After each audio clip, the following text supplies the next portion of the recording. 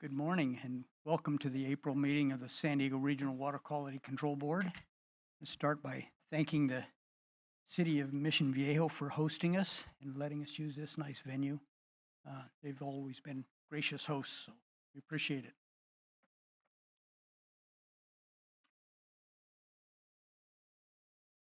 I would call this meeting to order.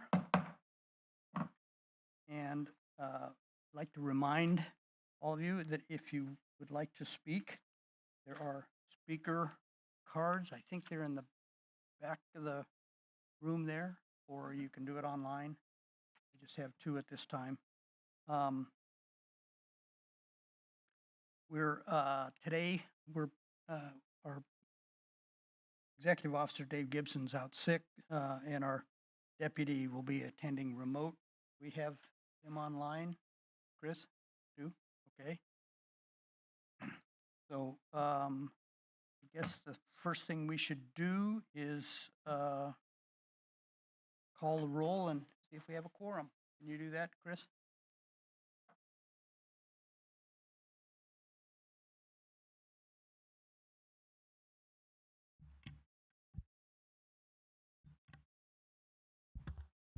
She should be remote, is she?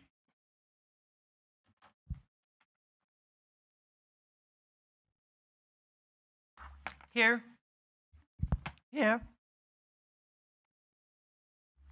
Here. Here. Here. I will declare that we have a quorum and make the following statement. Board member Megan Blair has requested to participate remotely at this meeting.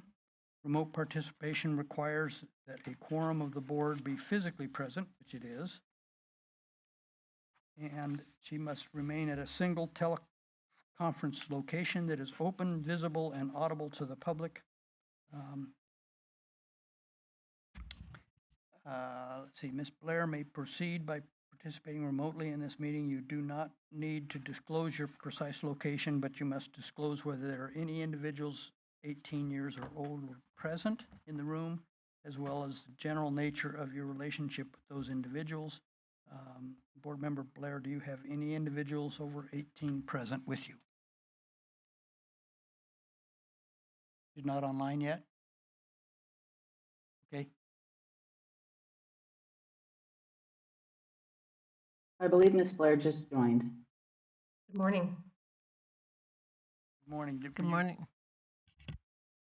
Megan, were you able to hear my little request there about whether you have anybody with you? I was not, but no, I am my location is 3412 Gage Place, San Diego, California, 92106. I have no other persons with me. Okay, it's okay to have little ones, just not over 18. So if your kids are there, that's all right too. Ms. Blair, you are required to remain on camera for the entire open portion of this public meeting unless there's a poor internet connection or it would be technologically impracticable for you to do that. If you need to turn off your camera during the meeting, let us know and we'll take care of that. We took care of calling the roll. So with that, I'm going to open for our public forum where individuals that wish to speak on some item that is not on our agenda for today may speak for 3 minutes. And again, I would request that you fill out a visitor or a speaker's card.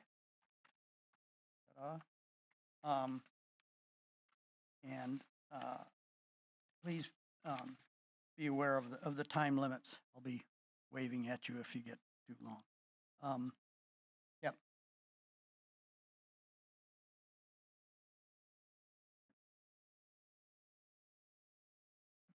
Okay. Can I request that you put your microphone on? Yeah, I'm I can't hear you, Chris.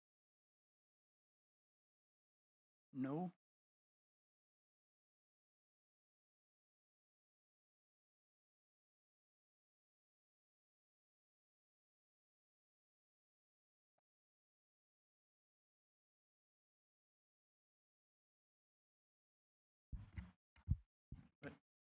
if I heard you right, we need to get the cards from the back table. Is that? I'll go get them.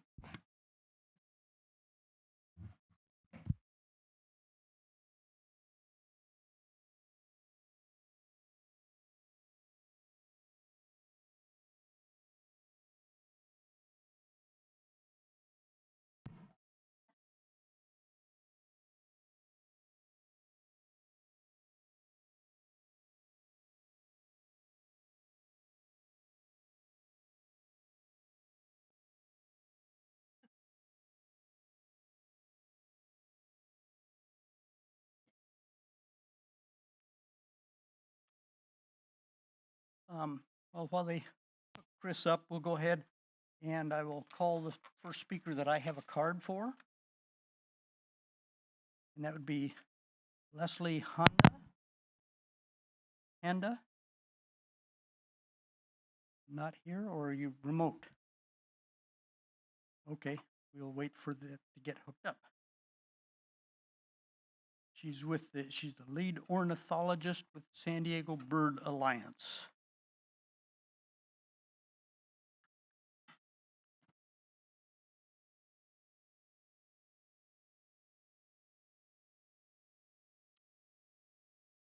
Leslie should be able to talk now. I just, go ahead, Leslie. Hi, can you hear me? Yes. All right. Honorable members of the Regional Water Quality Board, my name is Leslie Hunda, lead ornithologist from the state San Diego Bird Alliance. Groups that work hard to protect the wildlife and habitat here in the San Diego region were very disappointed to receive a notification that the city of San Diego will resume spraying chemicals on the La Jolla Bluffs in the sensitive Motlajau State Marine Reserve after 2 years of not spraying. We strongly urge the Regional Water Quality Control Board to reverse this decision, as the city of San Diego should not be spraying any chemicals in the sensitive ecological area due to heavy use by breeding seabirds, marine mammal, and the marine biodiversity. California Administrative Code that states, no person shall disturb, injure, damage any bird, mammal, fish, mollusk, crustacean, or other marine life. This area protects the federally endangered white abalone and black abalone and hosts of native fishes with restricted geographies such as the Garibaldi and critically endangered giant sea bass, seabirds, and marine mammals that belong to this ecosystem. As there's potential for runoff and transference of chemicals from wildlife into the water, no spraying should occur in this area. Not only is the spraying La Jolla Bluffs likely ineffective, as the treatment area covers a small area compared to the areas used by the marine mammals on the bluff areas and the beaches. The city of San Diego has exercised poor management practices, spraying a day before it rained in September 2022, and did not present a mitigation plan for larger accidental spills into the waterways.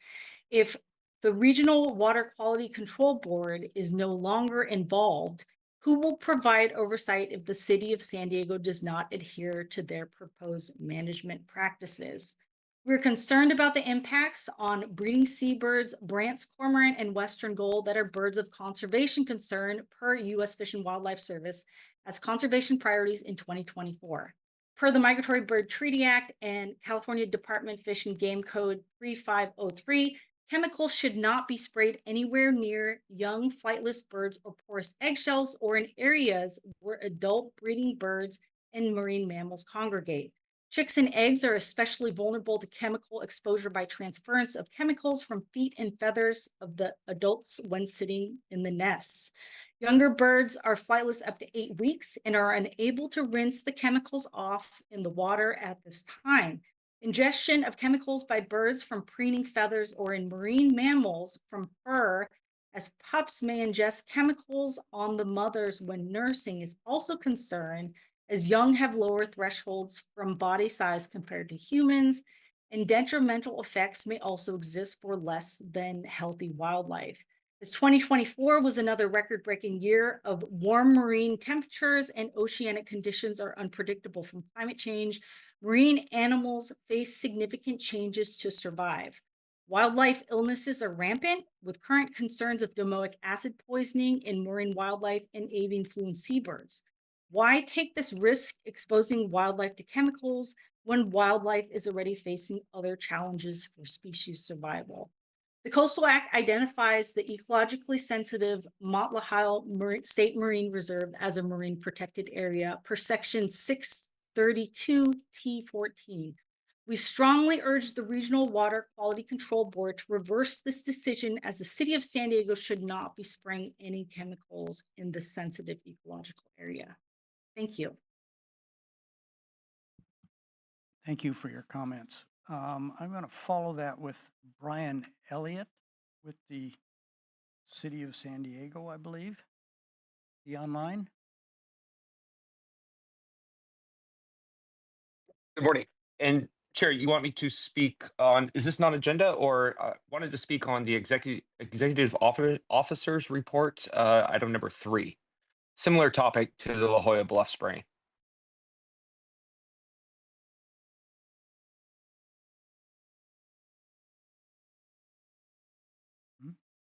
Okay, so we'll, if I understand you correctly, we'll call you back when we get to item 3.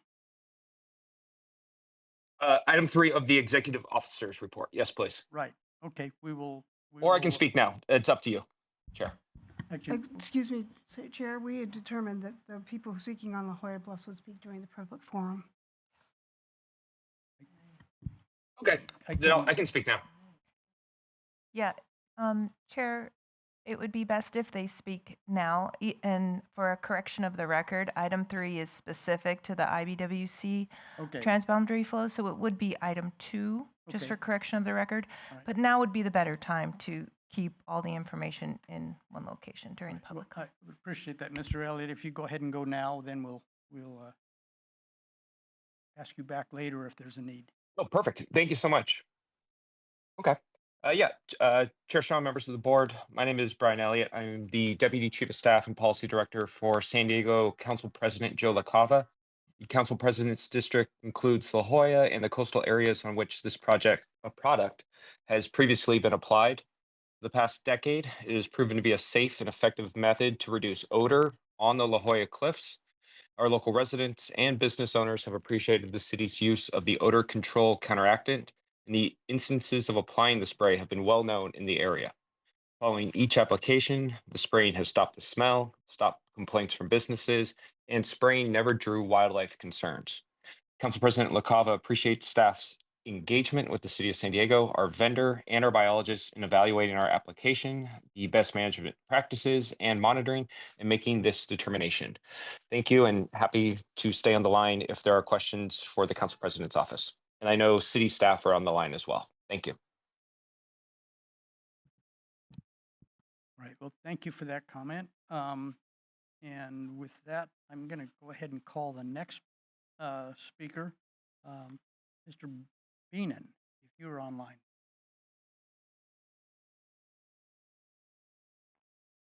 And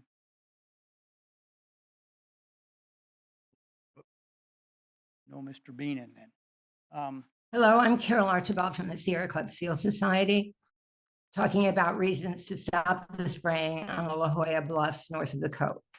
Spraying, can you hear me okay? Yes, we can. Go ahead. Okay. gonna Spraying be the the La next Jolla one to Bluffs call. is likely ineffective as the treatment area is small compared to the larger areas that sea lions haul out in Point La Jolla. The city of San Diego identifies marine mammal excrement as a source of the smell, despite how small the area of treatment is. It is highly likely the spraying treatment is not making any difference. The city haphazardly sprayed chemicals in 2022 and 2023 without identifying environmental conditions that factor into the smell, including temperature, wind condition, tidal cycle, rain, water temperatures, water circulation, and sewage leaks. This lack of acknowledgement of these environmental factors indicate that the city is spraying chemicals not based on scientifically measurable parameters. The 2020 safety data sheet on the spray product, which is called BioCAC, shows safety procedures for humans, not sea lions and birds. These are eye, skin, inhalation, and ingestion contacts, which can be very serious. Hazardous decomposition products of BioCAC are oxides of carbon, carbon monoxide, CO2. which can contribute to climate change. The 2014 SDS also had keep out of waterways I'm and sorry, storm that's sewers, time. as well as toxic aquatic environment. Transference of chemicals from feet, feathers on birds, and fur of sea lions from a treated area is a concern for the water in the Matlahuel State Marine Reserve located below the bluffs. Since marine mammals swim and dive underwater and bronc cormorants are plunge divers, it is likely they are tracking chemicals into the water, and intertidal animals may be vulnerable to chemical exposure. No studies on how this may affect the sensitive marine Ms. Archibald, ecosystem I'm sorry, have been your time is addressed. up. Spraying seems a frivolous waste since the city is currently in financial debt.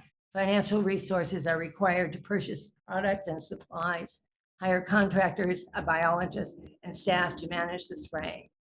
The Marine Mammal Protection Act defines level A harassment as any act which injures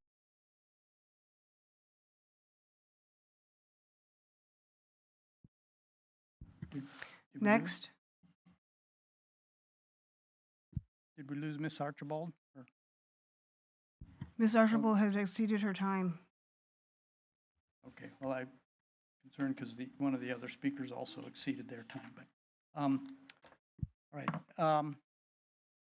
Yeah, Can you explain to her I think that's not the appropriate way to end public comment. Can you explain to Ms. Archibald that there was a misunderstanding about time being ceded to her and that she can finish her comments? Is yeah, that I okay? agree. Miss Archibald, if you're still on, I'm going to give you another minute to close up, if you would. Chair, this is Kelly Dorsey, Assistant Executive Officer online. It's pretty hard to hear online what Ms. Blank is saying. So I would imagine that Ms. Archibald did not hear Ms. Blank say that time was up over the sound of the timer. Right, I agree with that. I will try and let people know. Yeah, I'll try and let people know when time's up since Ms. Blank's microphone seems to be quiet. So go ahead, Ms. Archibald. Yeah, we have a microphone issue with Ms. Blank. So, Ms. Archibald, if you hear us, please go ahead. I'm going to give you another minute or so to finish your remarks.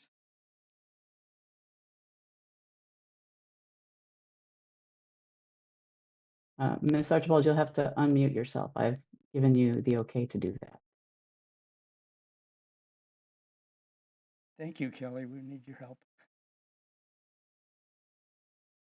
No problem at all.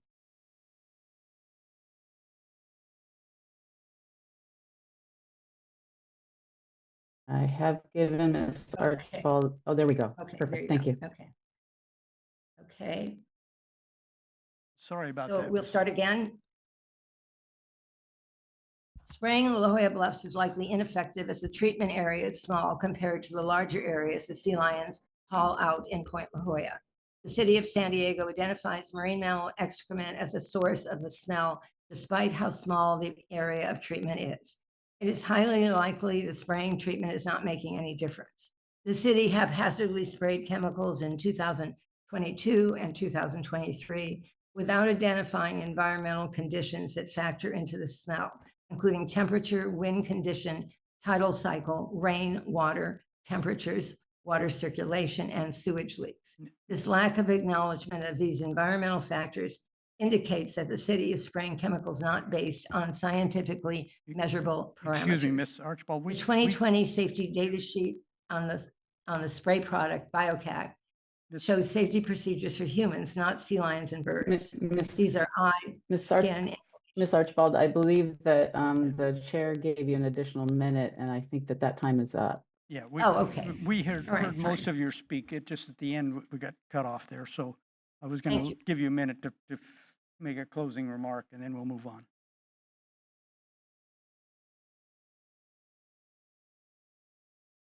Okay. Obviously, this is a contentious issue. I believe our staff has looked at it thoroughly, and there are some limits to how much influence we can exert here.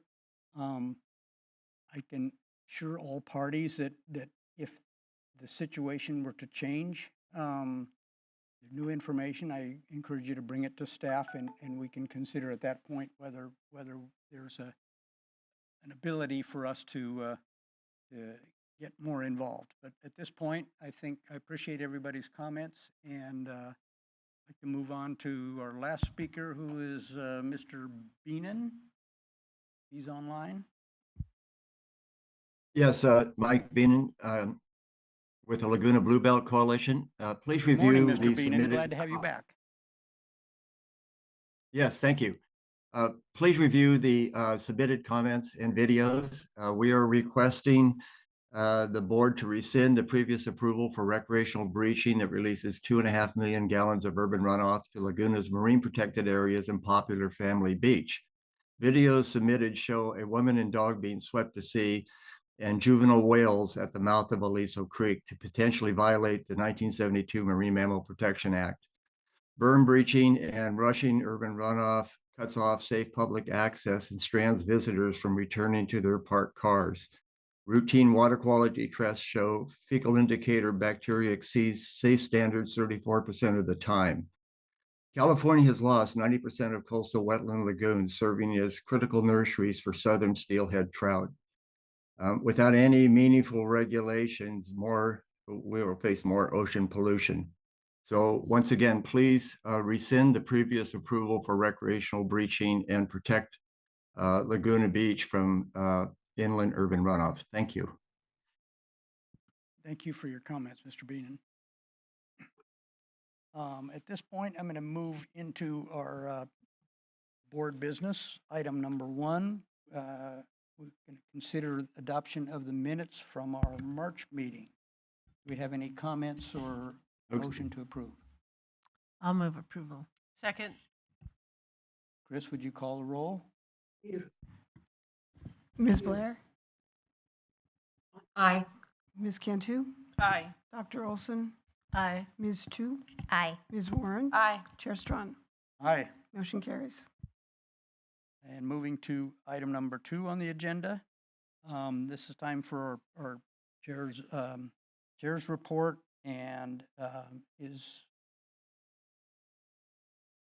Miss Morgan here, Nicole, or is she online? I thought she was going to be in person today. Maybe.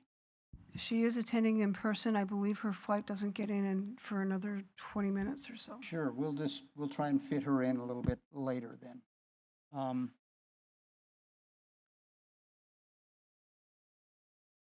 Do any of our board members have updates or comments? No?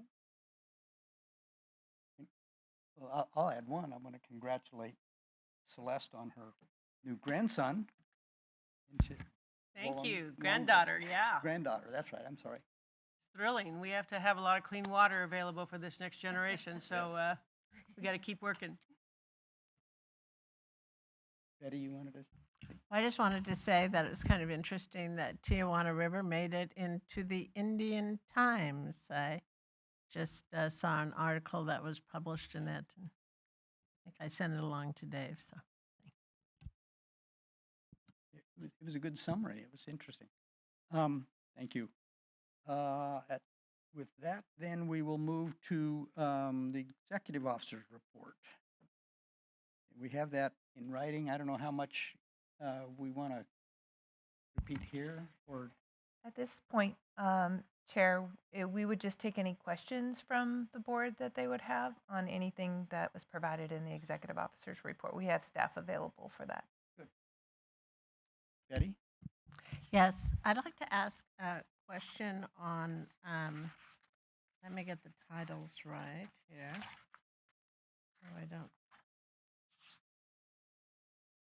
So we have all of our spills that we see every time we meet. I wanted to know what's a procedure that we follow in terms of seeing if we're going to give a fine and when we're going to give a fine and the average amount of time it takes from the time that we see the spill recorded in a report like this to the time we hear about what actions are being taken over the. Okay, I can respond to can- that if. Go ahead, Kelly. No, go ahead, Lori. Um, Many factors go into that with regards to when a sewage spill occurs. We have a process where staff gets the information, reviews the reports, and then it goes to our compliance oversight group and gets vetted through that process. And the factors reviewed and a determination made whether or not we move it forward to an administrative civil liability. And that amount of time is normally, is it a year or 6 months? Maybe either Kelly or Jeremy. Jeremy might have a better idea I of when the average is. Or Kel, go ahead. Yeah, I can jump in. Kelly Dorsey again. There are a lot of factors. If there's settlement negotiations going on, that can take some time. If we're looking for supplemental environmental projects, that can also take some time to find one that meets all of the requirements that we have for those types of projects. I don't know if Kiara is on or not. She would have probably know the average time. I don't see her on today. We do have But Melissa and Ryan on. yeah, and it can take some time. It depends on which direction we go. Board Member Olson, if we decide to go straight to a fine, it may take less time, but then we may not get the supplemental environmental projects that benefit our region. Or if there's a settlement, that's usually where those projects get plugged in, and that negotiation can take some time. So, I'm not sure if there's an average time. okay, all right. Let me phrase it slightly differently. So then when Dave brought this up before, he said supplementary projects sometimes were difficult to achieve. And so could we get brought up to date on that, or in a little, maybe in his next executive officer statement or in a short presentation to the board that will tell us? I know it depends on whether or not any water reaches a stream. If it's all collected, it falls under a different type of category. But, I see 600,000 gallons, and I just would like to understand how we proceed with that. It's a procedural question. Okay, so let me reiterate to make sure we have your question and your request straight. So I heard some information about on the average time that staff take to bring the administrative civil penalty to the board. And then some information on successes with our supplemental environmental projects, which ones were successful, which ones maybe weren't, and the time it takes for those. Is that correct? Yes, along with, maybe it's not possible for an agency to do a supplemental plan. And so I'd like to know, are we seeing that? That doesn't seem to be an issue. And if we decide on a supplemental plan, then the time from, how long does it take for agreement to occur? Thank you, Ben. Yes, thank you, Chair. Can you also add on that report or information back the volume, what triggers the administrative action? Is there a minimum volume to trigger that? Sure, we can add that as well. Those are all good questions, and I appreciate it. I think I want to add to that. I've been real involved over the years in trying to get more supplemental environmental projects added, and I understand it's a very complicated process, and the same thing with the quantity and what triggers it. We've been through the process, but I'm not sure about triggers to the process. And another item, and it's just a side comment, I don't mean this to be derogatory at all, but I read something in the paper. I do read it electronically. I'm not totally old-fashioned, but about a healthy fine that we put on the city of San Diego, and it wasn't clear to me if that was one that was just, they were just late in reporting it, or it was something that was basically agreed to mutually by staff, and so it didn't have to come to the board. But I would concern that the board sees or hears about that is in the news. So I think we want to understand that process.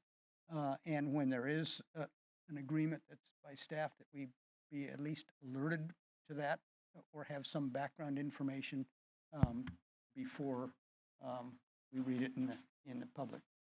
Is that, I hear, see Yeah, our lawyer sorry, has a the- comment. Go ahead.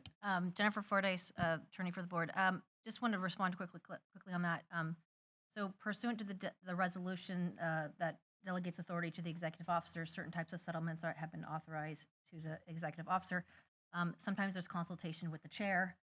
It requires consultation with the chair. And so when those settlement agreements are presented by the parties, which are usually a bridge board prosecution team and a discharger, a proposed settlement agreement is proposed to the executive officer, and then usually the executive officer will talk about it, with the chair. So it just want to make clear, it's staff enter into the agreement, but it's not finalized until it's authorized by the board under delegated authority or by the board in person.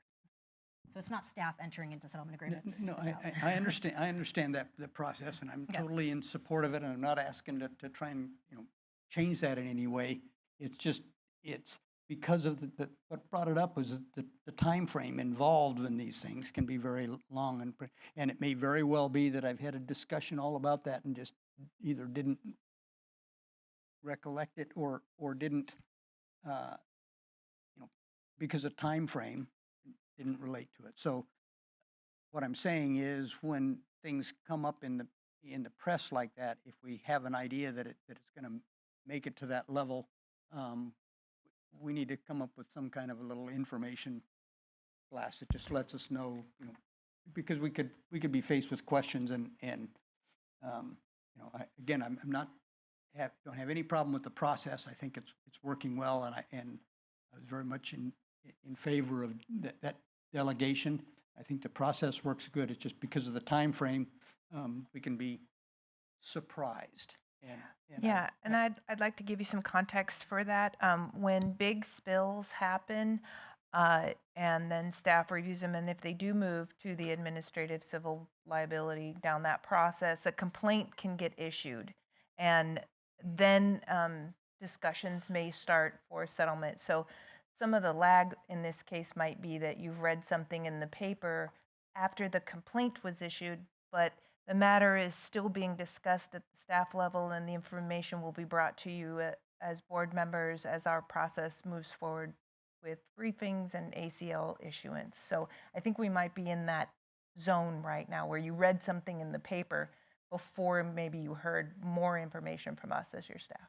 And I have no doubt that that's probably exactly what happened. I'm just we're talking about the time frame that this all takes, and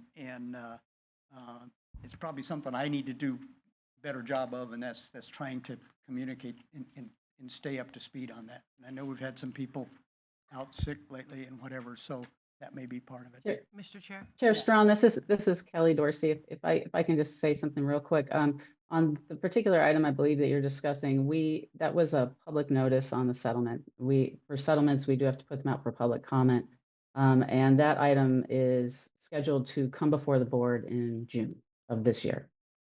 And I believe that was in the notice that is on the website. It is not something as a prosecution team we can discuss with board members at this point, because we're still in that process. But we did recently post a settlement for public notice, and that will, like I said, is scheduled to come at the June meeting. So I should have been reading the public notices. Okay, It's- thank you. It's pending. Yes, All right. thanks. Appreciate it.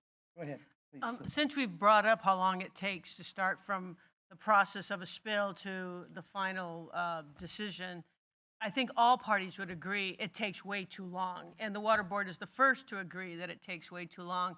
And if we were funded at the levels we were designed to be funded at, we might be able to do it much more expeditiously.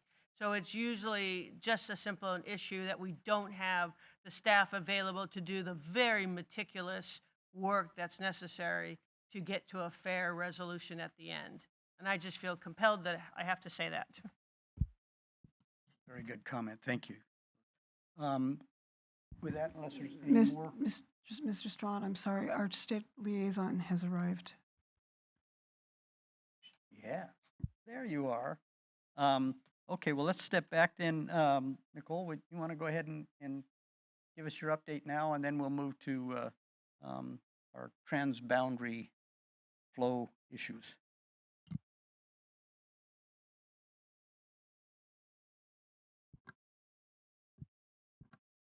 Okay, I think I got that. Good morning, Chair Strawn and members of the board. It is a pleasure to join you this morning. So just quickly here, just want to highlight a couple items you guys may have talked. I apologize, I missed the first half hour of the meeting. So hope to see you all at the Water Quality Coordinating Committee meeting on May 1st and May 2nd. It is the one time a year that we all can get together. Excuse me. As board members throughout the state from the regions and the state water board. And so that's a great meeting just for everyone to be in person, get to know each other better, spend a little time, and there's some great highlights and updates from throughout the water boards and then also Cal EPA and the governor's office. Sorry, my throat seems to be a little bit dry from my flight this morning. The other item that I would like to highlight is the apologize, looks like this one here actually did not make it onto my report that I emailed to you. We are in the process of updating our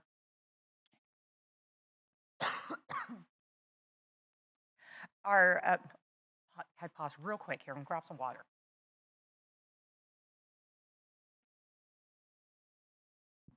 Well, she's getting something to drink. I'll add a comment about the WQCC.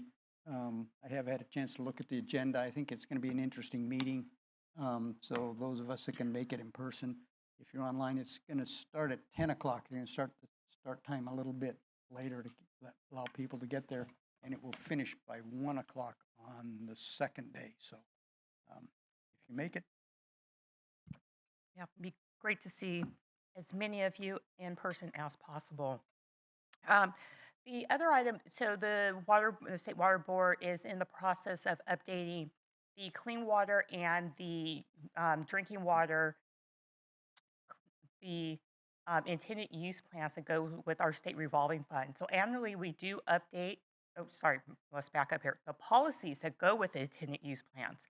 So annually we update the intended use plans, and those follow the policies. They follow the scoring criteria and the guidelines that are set out within the policies.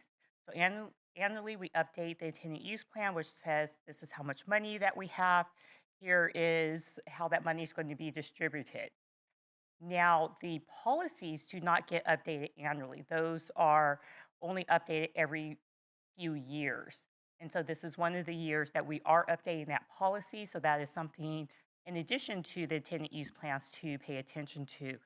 A public notice did go out saying that that we are going to be doing that. We did work with stakeholders and have a staff level stakeholder meeting. It takes some comments in. Staff worked with stakeholders to incorporate those comments into the draft. That draft is going to be coming out for review, and then it will be coming to the board for its consideration. So it's coming out, I believe, at the end of this month for review. So please stay tuned and follow that. I'll make sure that I'll get you the exact dates on when that's coming out.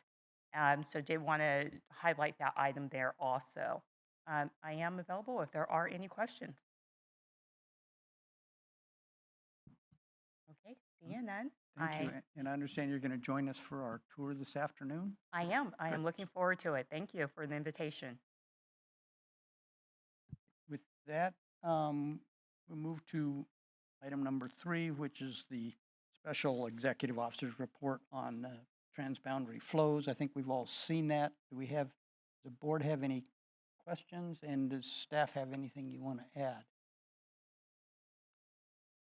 I believe Riley Nolan has an update. Yes, good morning, everyone. I'll be filling in for Dave Gibson today on item number 3, which is the sanding update on transboundary flows from Mexico. Just to reiterate, my name is Riley Nolan. I'm a water resource control engineer with the Restoration and Protection Planning Unit.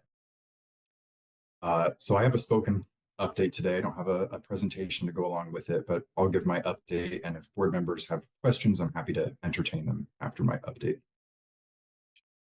So flows in the Tijuana River currently stand at approximately 39 million gallons per day, which represents a steady decrease as we come off of heavy precipitation over the past month. Now, although we're seeing a decrease in the flow in the river, authorities in Mexico have not yet turned on pump station PB Sila, which diverts dry weather river flows to a shoreline discharge point 5 miles south of the international border in Mexico. As I understand it, the Mexican section of IBWC, Sila, is waiting on repairs to equipment to carry out sediment removal at the river diversion structure. And once those repairs are in place and they have the equipment, they'll carry out sediment removal and turn on pump station PB Sila. IBWC also reports that phase 1 of the international collector rehabilitation is ongoing, and that's despite several disruptions to the project that occurred in March, when authorities in Mexico discovered 2 previously unknown pipelines that fed into the international collector. And planning is also underway for phase 2 of the international collector rehabilitation. That will obviously begin as soon as phase 1 is complete. During phase 2, the South Bay International Wastewater Treatment Plant will go 3 to 5 days with no influent, but US IBWC and the operator of the plant, Veolia, are planning for up to 8 days with no influent in case of delays in phase 2 construction. US IBWC, Veolia, and authorities in Mexico are coordinating very, very closely. I'm even meeting daily to ensure that the plant remains in compliance with its NPDES permit as it resumes operations after this period of no influent. And they've agreed to a plan to resume influent at increments of 5 million gallons per day to ensure that it remains in compliance. And I'd also like to emphasize that there's been a great deal of coordination on both sides of the border to ensure that the rehabilitation of the international collector during this project, flows are being bypassed. They're not being discharged to the river. And that was a pretty required a pretty substantial degree of coordination between IBWC and authorities in Mexico. So I just want to emphasize that, there's been some reporting in the region to the contrary. So just want to emphasize it's not being discharged to the river. It's being pumped in Mexico to the coast.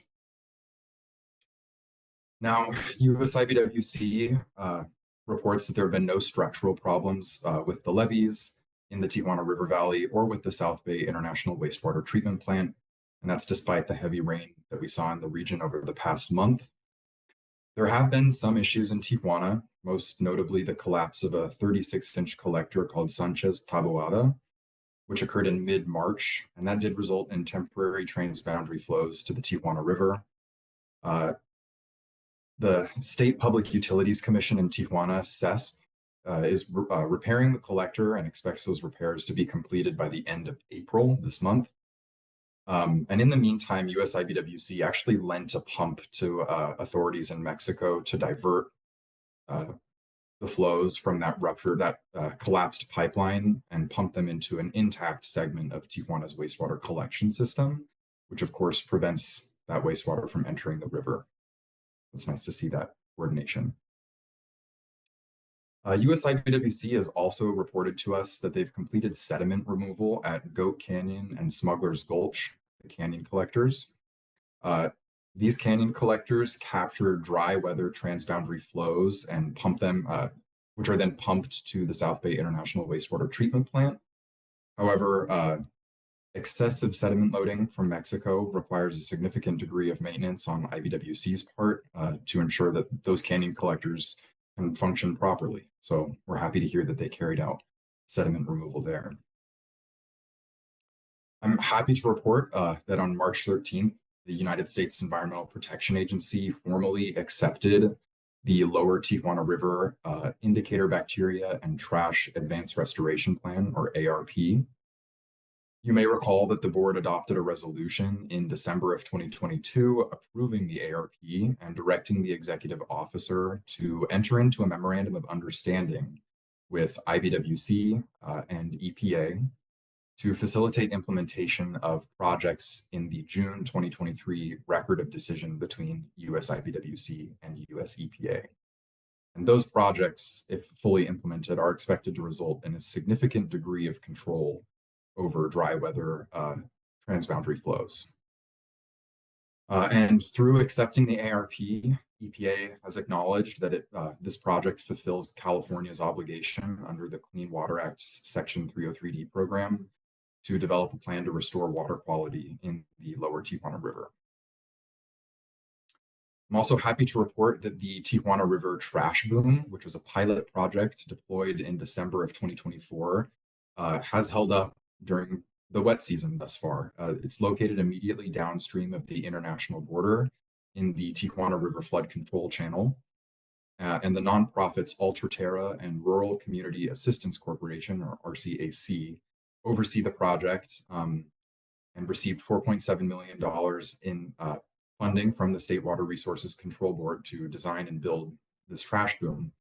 And yeah, happy to report that it's held up during the wet season. This required some minor repairs, but this project is really meant to study the most effective mechanisms for trash capture and disposal, and to inform a more permanent solution under in accordance with Project J in that June 2023 Record of Decision. Also happy to report that on March 17th, US IBWC submitted the Tijuana River Valley Monitoring Program Work Plan to the San Diego Water Board. This monitoring program is a requirement of US IBWC's NPDES permit, and it's designed to characterize transboundary flows and their pollutants. San Diego Water Board staff have reviewed the monitoring program work plan and have deemed it complete, and US IBWC is expected and scheduled to begin monitoring in accordance with this work plan this month in April. And finally, the Tijuana River Valley Recovery Team Steering Committee met on March 19th. The committee meets quarterly, and in this last meeting discussed potential projects that are could be eligible for funding pursuant to Proposition 4, which was passed by voters in November of 2024, along with a request that the Office of Environmental Health Hazard Assessment, or OEHA, review the findings of the October 2024 Centers for Disease Control and Prevention, CDC, and Joint County of San Diego Community Assessment for Public Health Emergency Response, or CASPER survey. Let's see, I think that concludes my updates. So if any board members have questions, I'd be happy to take those at this time. Any questions?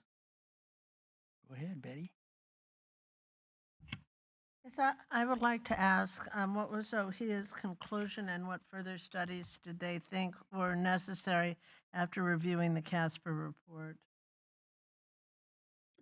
Yeah, so it was just communicated that we would like that to be reviewed. I don't know that their review has been initiated or concluded at this stage, but we can certainly follow up with you when we have more information from OEHA. I would appreciate it. And then the work plan that we have and the monitoring starting in April 2025, when will the board hear the first report on that information? It's a good question. I don't know if Melissa Corona, I believe Melissa's on the call, she may be able to speak to that. Yes, I'm here. So the monitoring will kick off this month. It'll start with sediment sampling at the canyon collectors and in the main channel. And there'll be data collected subsequent to that, and we'll be getting quarterly reports. So the soonest we could get back to the board is in about 3-4 months. Right, so August, that's about the right time? Okay. Then I had one other question, and that's about the sediment loading and its impact on the wastewater treatment plant. Or were they able to divert all the sediment coming down there? Yes, Melissa? it's currently it's not affecting the wastewater treatment plant at all. Where we've seen some really big impacts is at Hollister Street Pump Station. We've seen some failures occur there in the past due to the excessive sediment loading at the Smuggler's Gulch Canyon Collector, but currently everything is cleared out from the canyon collectors at Smuggler's Gulch and Goat Canyon, so the pump stations are in good shape as well as the plant. All right, so the sediment problem has been removed, and the pump, was it damaged, or was it able to handle the sediment, or what was the impact? Yeah, so it was actually a pressure relief valve And it took a while to replace that. So there was an ongoing spill last year for about 3 months, and then this year for about a month. But now everything has been fixed at the pump station. Everything is operating well, and the sediment has been taken care of. But upstream in Mexico, there's a very large construction site where there's no sediment and erosion control. So it's not to say that we're not going to see problems in the future, but USIBWC is doing everything they can on their end north of the border to try to remove that sediment so it doesn't damage the pump station in the future. Right, and the flows coming in from Mexico into the Tijuana River Valley, do we have an update on that? There were quite large Yeah, flows. I those wondered if they'd been decreased. Or... those flows currently stand at around 39 million gallons per day. I just checked the I'm IBWC sorry, gauge. can you repeat that? And you don't, unfortunately for my ears, maybe I'm just deaf, but you don't, when you speak through the microphone for the system, it's not quite clear to me. So if you can just go slower. Yeah, I'll speak up a little bit too. So flows in the Tijuana River currently stand at about 39 million gallons per day. And those are, of course, comprised by natural runoff in the watershed that we're seeing from recent precipitation, as well as likely, discharges of wastewater in Tijuana from their collection system. And during these periods of wet weather, IBWC isn't really able to quantify what percent necessarily comes from, is comprised of wastewater versus natural runoff, but they'll have a better picture of that composition once we enter a prolonged period of dry weather. So the reason why I ask these questions is because I have heard that as it's warming up, people in Imperial Beach are experiencing odors again. And the air quality control boards have their monitoring in place. And do we get updates from them, or how do we actually get that information to see if it's significant? They do send out emails daily with concentrations of hydrogen sulfide that are measured at monitoring stations, and indeed they are high. Once SILA, the Mexican section of IBWC, can get equipment into the Tijuana River to remove sediment to turn the pump station back on, PV-SILA, the amount of flow that we're seeing in the main channel could be handled by those pumps. Now it's still not treated. It's just sent to a shoreline discharge point at Punta Bandera, about 5 miles south of the border. So it still goes into the ocean untreated, but it won't come into the river valley. And so once that sediment can be removed and the pumps can be turned back on, we should not be seeing flows in the main channel if they remain at this level. The pump station can handle the magnitude of flow that we're seeing right now. So do you have a date for that? Nope. Okay. I talked to USIBWC yesterday and I was trying to get a date, but there's a front loader that needs to be repaired. USIBWC lends equipment to the Mexican section of IBWC to remove that sediment out of the main channel. And right now, that equipment is in need of repair. So they're working on it as hastily as they can. They're putting a lot of attention on it and trying to expedite it to have this equipment repaired so they can lend it to the Mexican section, get that sediment out, and turn that pump station back on. Okay, thank you. Any other questions? Had one add-on, the trash collector, have they pulled that up or cleaned it out, or do we have that, the trash? I know it's been working pretty well. I'm interested in, they have that, and then does that get analyzed for what it is and where it comes from and what kind of pollution is caught up in there? Yes, yeah. So the Tijuana River Trash Boom, the nonprofits that lead that project have awarded a subcontract to an agency, a business called Pacific Rigging, and they carry out the trash removal from the trash boom. And Another consulting firm, Dudek, also carry out trash characterization. They have to wait until conditions are sufficient to go into the river channel and remove the trash. Obviously, that requires kind of some of the muddy conditions to dry up. And I do know that during one of the breaks, at least one of the breaks in the rain, trash removal was carried out, and along with trash characterization. And we don't have we have preliminary results of that trash characterization at this stage, but not the formal written report. So they have made one cleanup, but the rest will wait until there's drier flows, lower flows. At least one. I meet with them monthly, so it's possible that they could have cleaned it out again since it's dried up a little bit, but I can't say that definitively. Well, thank you both for that report. It's really helpful and thorough, and we appreciate it. With that, if there's no more questions, we're going to move into our Chair Strawn, yes. we do need to ask if there are any public comments on this item, I believe. Oh, yeah. Do we have any public comments or questions on that, Chris? No. Okay. If someone online would like to comment, please raise your hand. I don't see any hands raised. Thank you. Okay, thank you. It's 10 o'clock. We're going to move into our 2 information items, which will take a little more than an hour each. Should we take 5-minute break right now? Let's take 5 minutes and then we'll come back. And with that, Orange County's presentation on spill response will be next. So get ready.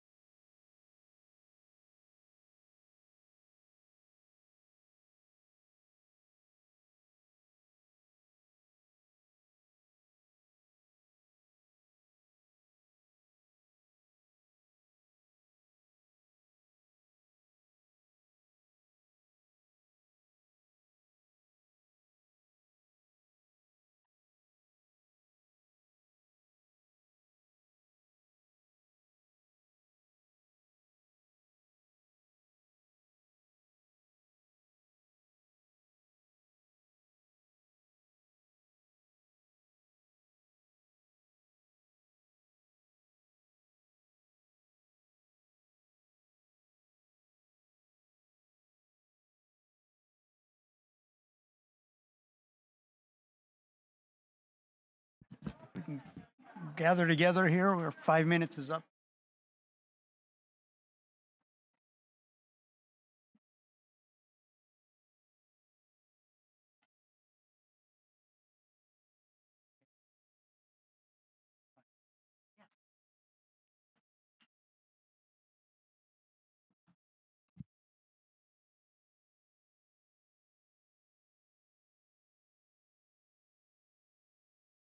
Well, since we're going to have two presentations from this part of the, or the South Orange County, I just wanted to say, I'm so pleased we're going to hear two great presentations today that show innovation both, and also how hard South Orange County is working toward water resiliency and always expanding the portfolio of water. Thank you.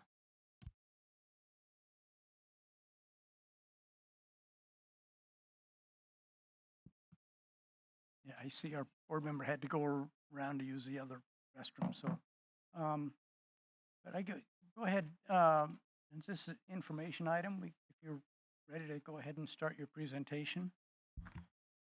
Gary, I'm going to give a short, real Oh, brief yeah, introduction please, while go ahead and make the Amanda introduction. approaches the podium. So I wanted to welcome everybody to the San Juan watershed. This is our northernmost watershed in the San Diego region, and I think one of the largest. It's maybe a little smaller than the San Diego Bay one, I'm not sure exactly, but it's a large one. Supports two very big rivers, Aliso Creek, Aliso Creek, and the San Juan are the two large, very large water bodies that drain to the Pacific Ocean in this watershed. And Amanda Carr, the Deputy Director of the Orange County Public Works, is here to talk to us about how Orange County and the cities within this watershed implement their illicit discharge detection and elimination system program, which is a component of the regional MS4 permit requirements.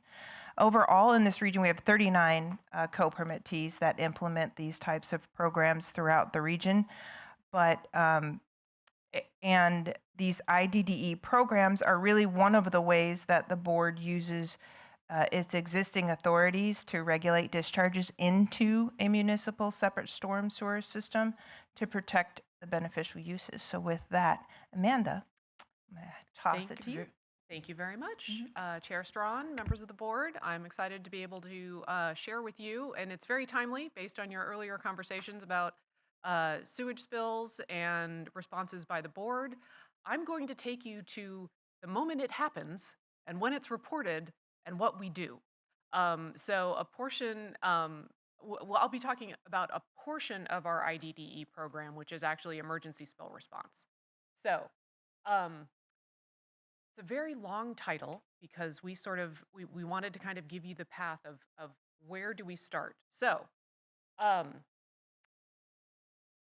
there we go. Just to give you a frame of reference of why do we have a spill response program and how did we develop it?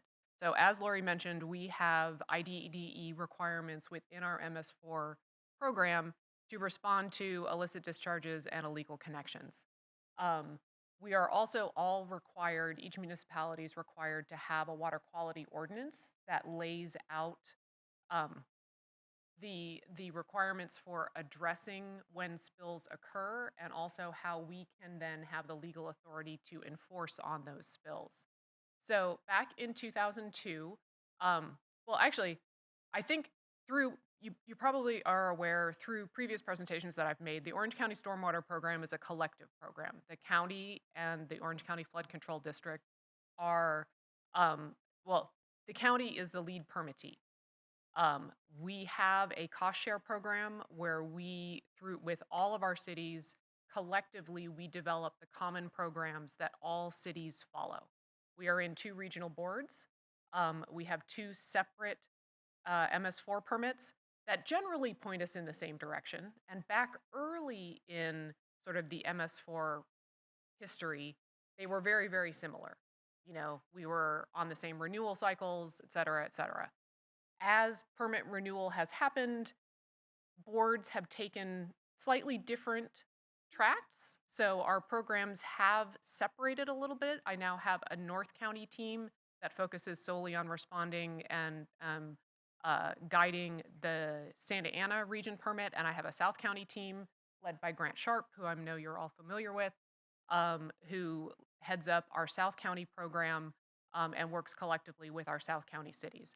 However, we have multiple common programs across both regions, one of which being our Pub Ed program. I know I gave a presentation on our Pub Ed, our public education program, I believe last year or the year before.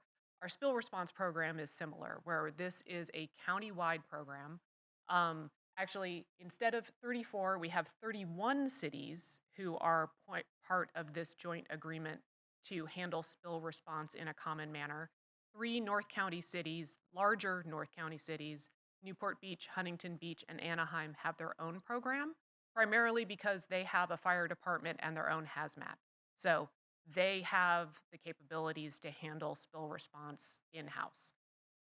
The other 31 cities, including the 11 South County cities, we are all part of a common agreement that at the city's direction, so the city has to make the decision, they can, on an incident by incident basis, designate the county as the authorized inspector for that incident. We have a 24-hour live spill response line. We also have an online reporting system. So generally, after hours, on the weekends, the county covers spill response for all 31 cities. If calls come in during business hours, the first response is to forward those to the cities. They locally put eyes on the situation, generally deal with what's going on, unless it's a larger event, which I'll talk about in a little bit. They handle that in-house, but once it goes after hours or weekends, it comes into our line, and we have folks on call 24 hours a day to respond to pollution incident response or pollution incident reports. So that just gives you a little bit of the structure, but really what I'd like to kind of talk to you about is how do we train our folks and how do we respond to our incidences? But then also to start with, what does the world of spill response look like? Over the last 5 years, we generally get right about 200 calls a year. Breaks down roughly into this, this is a reasonably common, this is what 2024 looked like. So as you can see in the big blue bar, hydrocarbons. That's an easy pollutant to see. People know when they see a sheen on water that, hey, something's gone on here. So this is what we get the most reports on. We'll get reports, like I said, through our 24-hour spill line, through our online complaint report. We also get the Cal OES emergency responses. So if people don't know to call us, but they know to report to the state then points those back to us. So generally, these will be car accidents. If you have a car accident and there's automotive fluid that gets onto the roadway and gets into a storm drain, we get called. If there's a boating incident out in one of the harbors, we get called. You can also see in the green bars, and if you combine sort of the wastewater and the pathogen coliforms, those two categories end up being larger than our hydrocarbon responses. So as you were talking earlier in your meeting, sanitary sewer overflows are a big portion of what is reported to us. During those instances, we work hand in hand with our sanitary agencies. I'll expand on that in a little bit. And then also discharge exceptions. So these are this is potable water line flushing. This is water line breaks. There's also a lot of just potable and water exceptions. Also that just one difference between North County and South County. South County irrigation runoff is prohibited. North County irrigation runoff is still a discharge exception. So there's a little bit of that difference there too, where some of that in North County is going to be in a discharge exception, but we do report in another the sort of the teal category there, irrigation runoff, we do respond to those calls as well, and we get those reported to us. So that just gives you a little flavor. Miscellaneous can be interesting things. We get called out, especially in the springtime, when the trees all come out in bloom and all of a sudden there's a huge pollen discharge, perhaps over a channel, and someone looks out and just sees this scene of bright little green dots, and they think, oh my goodness, something has happened. We get out there and it's like, no, remember this happened last summer and this is those trees just up the way. We'll also get reports on algae. A lot of times algae will turn color, and then people will assume that because the water has changed color that there's been a discharge. We get people complaining about the water that comes out of their tap. We get generally other things that we run to ground, and whether or not it needs to be responded to or sent to a different location for address, that kind of falls into the miscellaneous category. So I'm very proud Can of. I ask you a question before you move Yes. on nutrients? I'm surprised Mhm. nutrients is as de minimis as it is. I would say that is a big testament to a lot of the work that we have been doing through our NPDES program. And generally, that's kind of hard to know that it's coming from nutrients. But yes, that would be something that we backtrack out of, and that sometimes that's one of those instances where we continually see an algae signal, and then we're able to trace it back up. But yes, in general, we are not seeing. And I could probably go back and look over time how that has changed. Yeah, I but suspect this is a huge improvement. So Yeah. congratulations. I know particularly in North County, in the Newport Bay watershed, previously we had a lot of large nurseries. And then as Irvine and that area have developed and those nurseries have transferred over into neighborhoods, we see a lot less of those discharges. I'm going to follow with a question too. On that one, I think probably after the drought and the water restrictions and people stopped growing their grass, that we've seen a drop of it in some of the other places we monitor.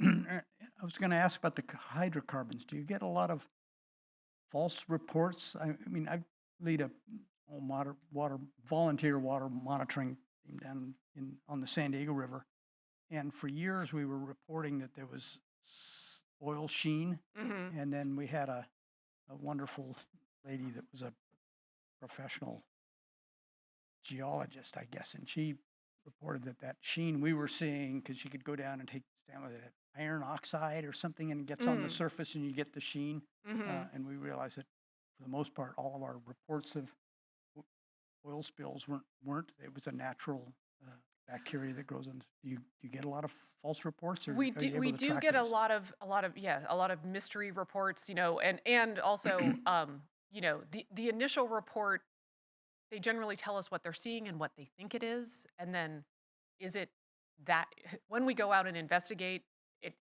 does turn out to be something completely different, or it's dissipated. But we do, particularly for oil response, and in the ocean, we do see a lot of natural seeps.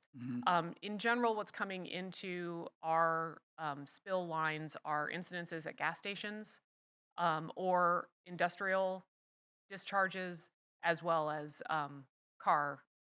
automobile impacts. And these numbers are the initial reports, not necessarily just the confirmed ones, right? Because these are after this is from 2024, and so we generally do then go and confirm, and so this is tracking what we eventually determined the sources to Confirmed, be. or at least worth Yes. investigating. Okay, thank you. Sure. So how do we train our pollution responders? How do you learn to respond to emergency instances? We begin with the inspection process. So all of our folks, well, actually, first we begin with safety, hazardous materials response, as well as the FEMA NIMS, or National Incident Management System, because a lot of times while these can be small onesie, twosie discharges. These also can be very large. You know, we've responded to the American Trader tanker incident. We have responded to very large spills that became federally directed incidences. And we want to make sure that we know how to manage from the small to the large and how to work within the system. And so the NIMS system really gives a very clear chain of command, a clear reporting structure, and we want to make sure that we are able to operate regularly within that process. So we run all of our responses based on that structure. But the actual investigations, they begin with inspection knowledge. So out of our NPDES inspection requirements, we begin training our folks. Our responders start as inspectors conducting inspections at our industrial and commercial facilities. Once they become proficient there, they move up into, we take the Cal EPA Basic Inspector Academy. We make sure that people have at least 40 hours doing environmental compliance inspections. And then they move into sort of trainee mode where they're helping us respond to the calls that come in during the day. And they leave what they're doing in their regular job. These are additional duties over and above, and they go on the daily calls with our experienced inspectors. Once they have gone out on 10 or more pollution incidences, then we also move them into, we want them to go through the entire process of both responding to the incident as well as working it through the enforcement process. So we also train people through developing the notices of noncompliance and the escalation of enforcement once we have a responsible party and we're going through an enforcement process. So those are sort of all the building blocks that we put people through, as well as the hands-on, basically just going out and being there, because there is no better training than actually working through a situation. Because while general spill response kind of follows a similar pattern, everyone is unique. Every situation you're dealing with you're going to be dealing with something new, invariably at night, invariably on the weekend, and sometimes during the rain. But we also, oh, sorry. One more. There we go. In addition to sort of the physical response, as you were mentioning, there's the after action, there is the pursuit of enforcement and the eventual legal resolution of the case. We also work very closely with the OC District Attorney in our environmental crimes strike force meetings. We hold regular pollution response meetings, both in-house and with our cities. And we also have an NPDES inspection subcommittee that borders on spill response. So we're sharing all of this information with our cities as we go as well. And then we take it to the next level, where again, we participate in state level trainings with the California State Institute Hazardous Material Investigations training. That's a 1 week long focus training where you go through a mock investigation with a team of investigators that are pulled, investigator trainees that are pulled from a variety of state agencies. And then similarly, we also do the advanced environmental crimes training, which similarly is a 2 week intensive training where you're working through a mock investigation. My wastewater agency partners, as we mentioned, who are two of which are here in the room with us, but also, as we discussed, sanitary sewer overflows are a major category of our spill response that we do get called out on. With the new state WDRs for sanitary system overflows, we have, there are requirements now for collaboration between the sanitary system and the stormwater system. However, Orange County has been doing this since 2010. In 2010, we formalized what we called our CASC program, which was our countywide area spill control program, where we had baseline communications and protocols with how we share information with our sanitary partners. And we're already sharing maps of our systems and having common response programs. So that was something that we started back in 2010. And now with the adoption, it's a statewide requirement. So we're really gratified to see that that has moved forward. This is also part of our WQIP, which lays out how we collaborate with our wastewater agencies on the containment of and recovery of SSOs. And we're also in the process of developing now, changing CASC over into a SIRP, a Spill Response Emergency Plan. So we check all of the boxes of the new state requirements. This is how we share information. We've moved beyond just sharing maps. We have an open data portal that we share with all of our partners, which has maps of both the flood control system as well as the city's storm drain systems. This is the basis of how we begin our investigations. When we identify where the spill has occurred, this helps us then track where it may have come from, as well as where is it going and how do we address that. So, as I mentioned, here are the primary ways that people can get to us. When you go to My OCE Services, does this have a pointer? It does. The far left button is complaints and service requests. And you come down here, down towards the bottom, if you click on the button here, water pollution, or if you just put into the search bar, water pollution, you can either get this information page that tells you how to submit the information, or if you click on the button, it takes you there. And that's how we get most of our information. It is starting to transition. It used to fully be on our 24-hour spill line. Now we're getting a lot of folks who would prefer to go in online. You can report anonymously, or you can put your information in if you want to get updates on what was the response to the information that you provided. So that's a lot of the background and structure. What I like to do is just kind of walk you through some of these pictures of the types of things that we roll out on. Like I mentioned, irrigation runoff in South Orange County, that is a discharge prohibition.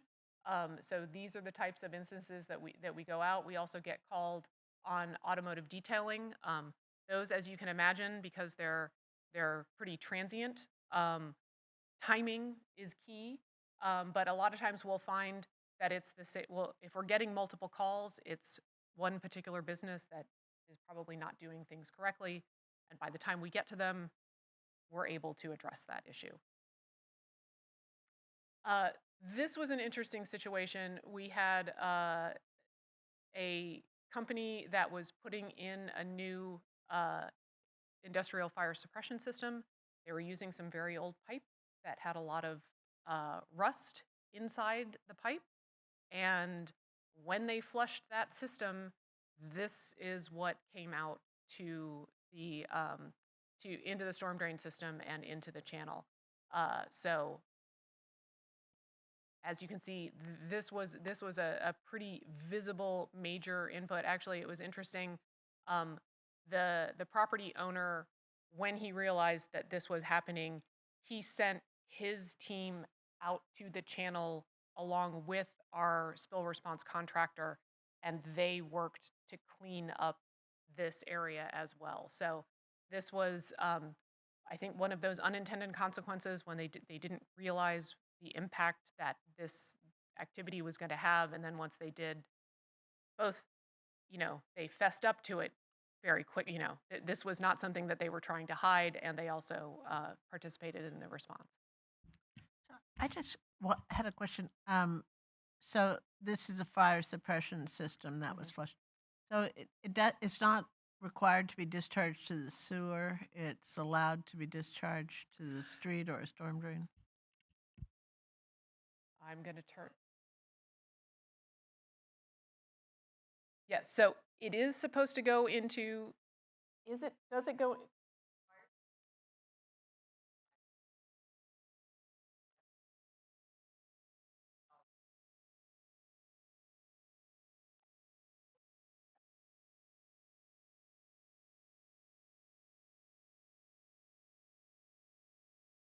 Yeah.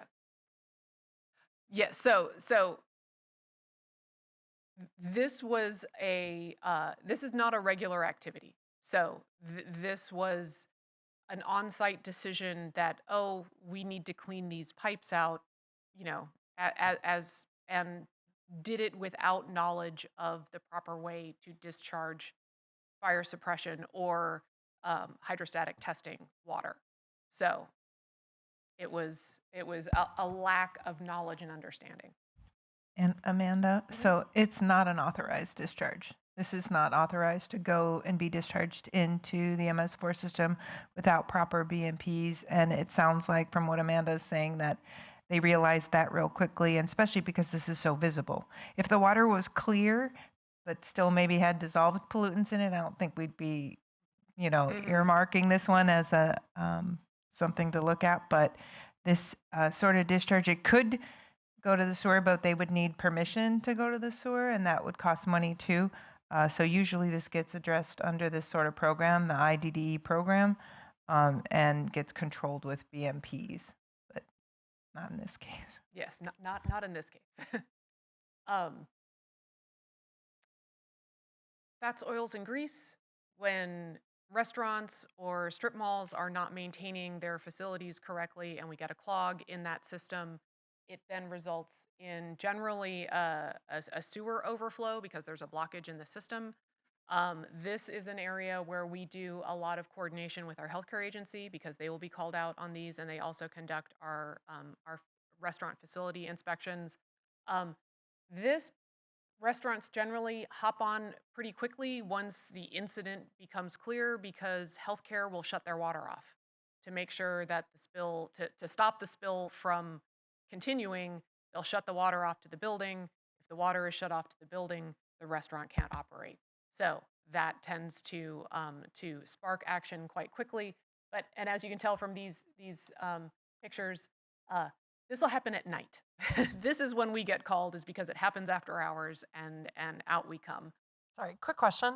Your colleague mentioned that in the instance with the fire suppression flushing, that they paid for the cleanup. They realized they were in the wrong. But is there any sort of, if you will, bill that goes out for your time? Yes. And Oh, yes. okay. Yes. So just real quickly, that's what the agreement that we have with the cities. This is a service that the county is providing to the cities that partner, that are in the agreement with us. So what we do is our time is billed when they authorize us to act on their behalf.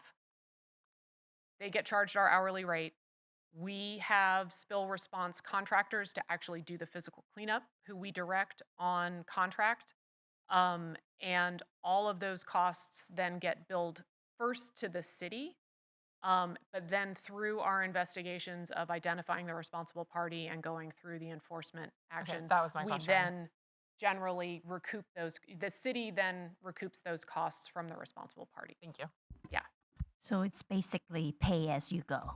Yes. Yes. However, while I would love to say that we have 100% success rate in identifying where it's coming from and that there is a responsible party, that is not always the case. So either if we were responding for a city, the city will cover those costs, or if it's something that is impacting the flood control district, then that becomes a cost that the flood district covers. With encampments, we've had increasing levels of biohazard waste that we clean up from the storm drain system as well as the flood control system.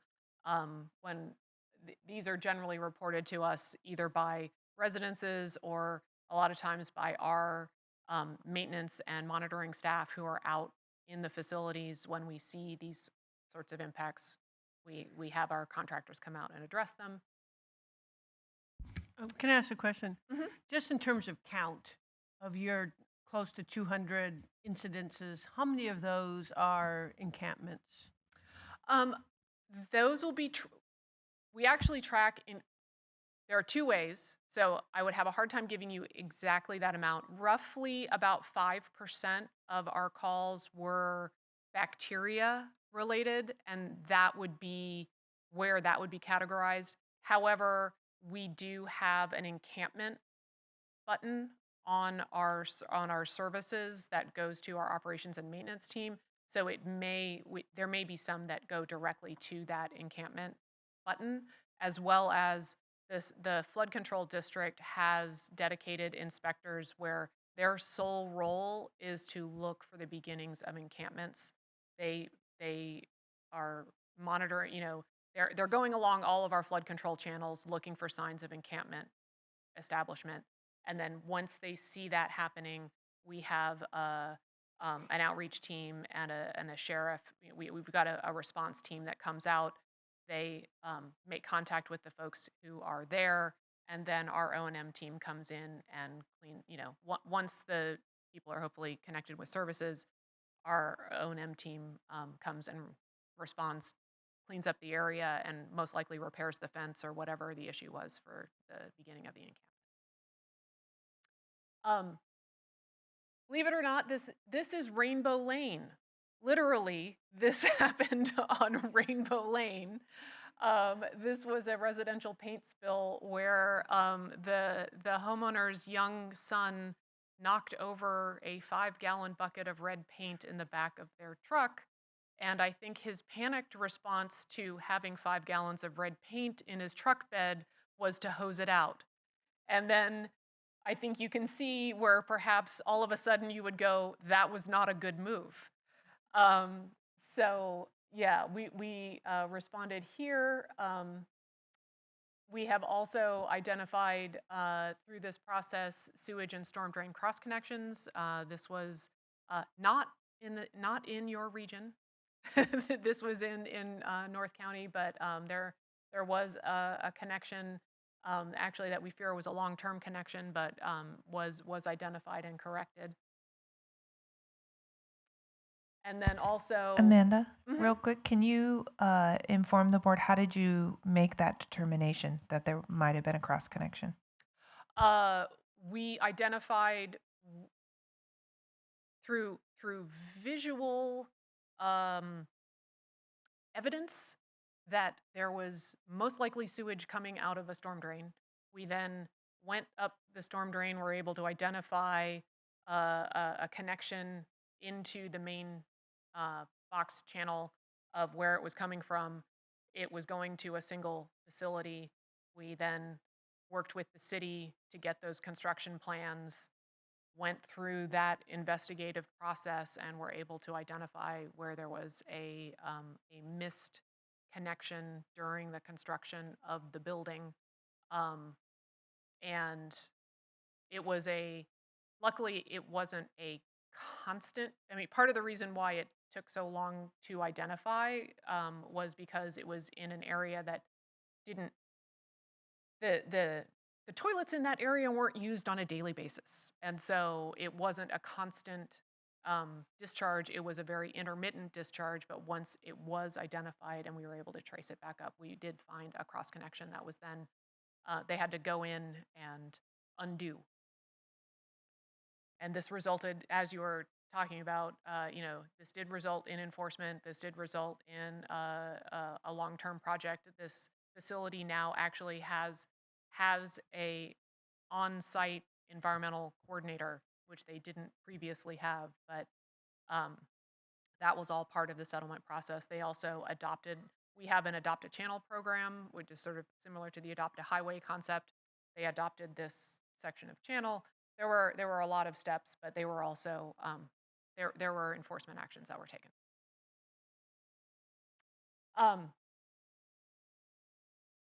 Fire runoff is a big potential source and one of our more challenging issues to deal with. So this was a metal plating fire, which again is a pretty nasty fire to deal with, and resulted in impacts to the channel that we were able to respond to and address. And actually, I'll walk you through, I think, I'll take you through one of our bigger responses just after this. But in general, even though all of these are different situations, we handle them in generally the same manner. Once we have an incident reported and we locate that incident, we go downstream as quickly as possible to find the extent of how far that incident has reached, and we set up downstream containment. We then call in a contractor. They come in. They've got the Vector trucks. They've got the all of the necessary contracting in place to deal with hazardous to non-hazardous waste disposal. They will come in and collect the water, and then we will restore the area as much as possible back to the original conditions. So that's a basic, in a big picture scheme, 3 easy steps. But like I said, each incident is unique and has its own challenges. One of the major ones that we have dealt with recently was we again had another metal plating shop fire, which actually, let me take you through. This is the day after. Of course, it happens at night. So it's the metal plating fire at night. We were alerted to the situation by the fire department. This is what it looked like the following day. You can see where we've bermed at the front here, and we're containing as much of the fire runoff on site as possible. But during the incident itself, which started, you can see it up here in the top right corner, it was the Omni Metal finishing plant. This is a channel here, but the runoff went through the underground storm drain system. We were able to capture downstream containment right at the end of the red line there, which looked like,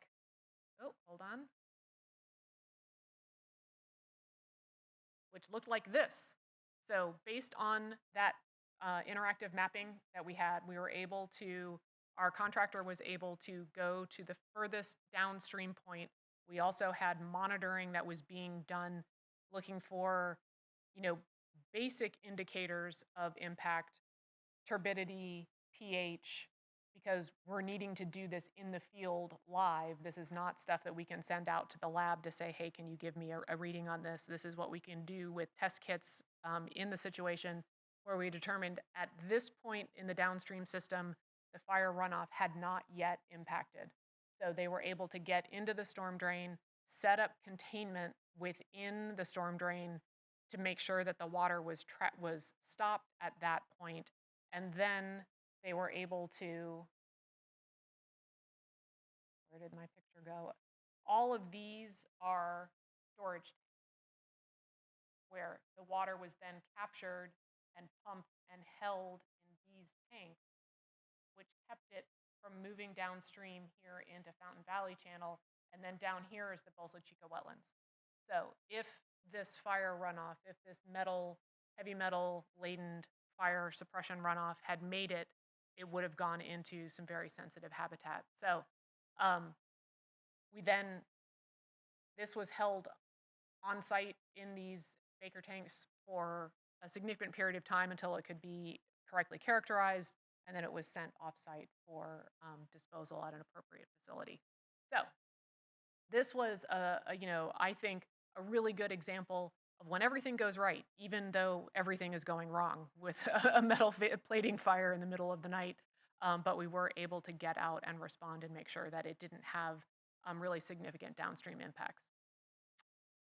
So just want to call out, this is my team. Kim Buss, who was my detail information source during our conversation, is here in the audience. Grant and I have Grant spent many a year on our spill response team in his previous roles at the county. He and I have spent some quality time overnight at some very interesting incidences over the years. But we have 5 folks who are fully trained and responding, and we have 5 waiting in the wings, and we kind of rotate our folks through depending on whether or not you have little ones at home or what stage of life you're in depends on whether or not you can respond, after hours or not. So we like to have a lot of flexibility within our staff. But this is our process. We're really dedicated to it. I'm very proud of the services that we provide. I think we have a lot of in-house dedication and expertise to address some pretty interesting challenges and work them all the way through the system, which I know is a lot of what your team does as well. So it's hopefully you feel good knowing that it's also done at the local level. And that's all I have. Any other questions? I think we've been asking them as we go along, but What was the cost for the metal plating fire cleanup?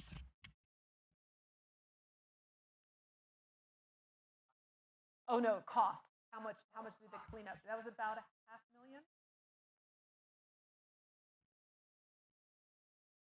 Yeah.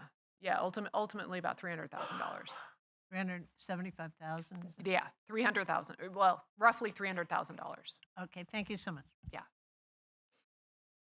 Almost always those big ones come at the end of the fiscal year and then create a lot of paperwork challenges. But yeah. Oh, question. mhm. So, so we consolidated for MS4 permits and things like, do all of the counties have these types of groups that have been pulled together? I don't think so. I think Orange County is reasonably unique in the collective nature of its NPDS program. We started out that way, which I think was a big help. I think it also helps that our geographic area is reasonably contiguous. We're a pretty manageable, a mere 700 square miles. But we're pretty well developed. We're pretty interrelated in our connections of our systems and our jurisdictional boundaries. So we've always operated that way. But I'm not particularly aware of if there are other counties that do it. So I in had this one manner. I can add to that. It was because of Orange County's cooperation and coordination that it served as the model for when the state was looking at how to roll this out. So what we are seeing in other counties, people trying to get to that point, and there's a lot of reasons why they're not able to get to that point. It does require, a certain level of capital investment that a lot of counties just don't have. A lot of counties just don't have continuous development like Orange County does. So there's a lot of things that make it more difficult. But Orange County, I believe, is still kind of looked at as the #1 model of how to have an emergency response for spills. So congratulations. Thank you. All right. Ken? Oh, Well, I just want to congratulate you, and I love the fact that you're able to scale this program. It's just, and then the collaboration that's happening. So, congratulations. well, thank you very much, and I will also give kudos to my wastewater partners. Those are the spills that we don't have any qualms about in the sense of how to address it because we've got good capability on both sides. In general, for wastewater spills, all we're doing is opening the gates so they can get to channels, to our facilities because the wastewater agencies are on it and know how to address those issues. So we're in partnership in support both from a hey, do you need to know where the mapping is? Hey, do you need, what help can we provide? But as Board Member Cantu was mentioning, it is based on a long-term partnership. We've been working together a long time. We know who to call. Our responders, everybody is working in these environmental crimes task forces. We're crossing paths quite a bit, and we do a lot of cross-training and information sharing. So it's a really good system. All right. Thanks so much. Anybody else? Thank you. Next up, we have an information item on from Santa Margarita Water District and the Molten Niguel Water District. And Fasayo or Brandon, you're going to introduce it? Thank you. Excuse me, Chair, we need to ask for public comments on the previous item, I believe. Oh, I'm sorry. Was there any comments or questions from the public on the previous information item?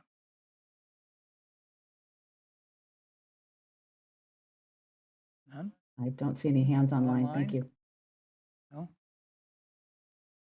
Right, thank you.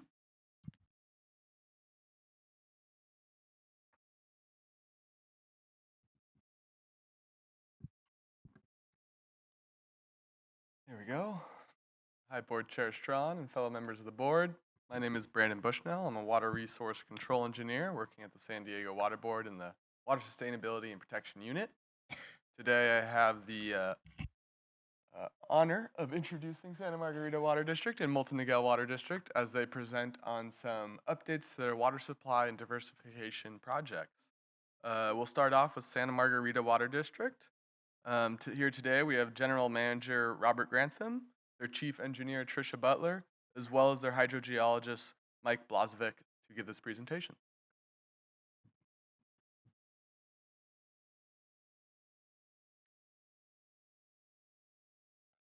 I promise I will take only 30 seconds to say thank you. Chair, members of the board, and also thank you to State Board member Nicole Morgan. It's always wonderful to see her. Thank you for your support and thank you for your collaboration. South County, I think, is a hallmark of environmental stewardship. Recycled water has just been part of our water supply since the beginning. Santa Margarita, we recycle a majority of our wastewater, and it really is a key component to our water portfolio. As Brandon noted, really we need to make sure we have a diversified water portfolio. We import water from 500, 600 miles away, and we like to use that water as often as possible. I'd like to also acknowledge our board president, who's vice chair, Betty Olson, and also Lindsay Leahy, who is our new deputy general manager and was the one that delivered Pure Water Oceanside. And so this has really been a team collaboration. So the district, we have been innovative. We developed a Lake Mission Viejo advanced water treatment, the first human contact to recycle water, advanced treated water. Last drought, the governor at the time, Governor Brown, said, "I'm sorry, we really shouldn't be putting potable water in that lake."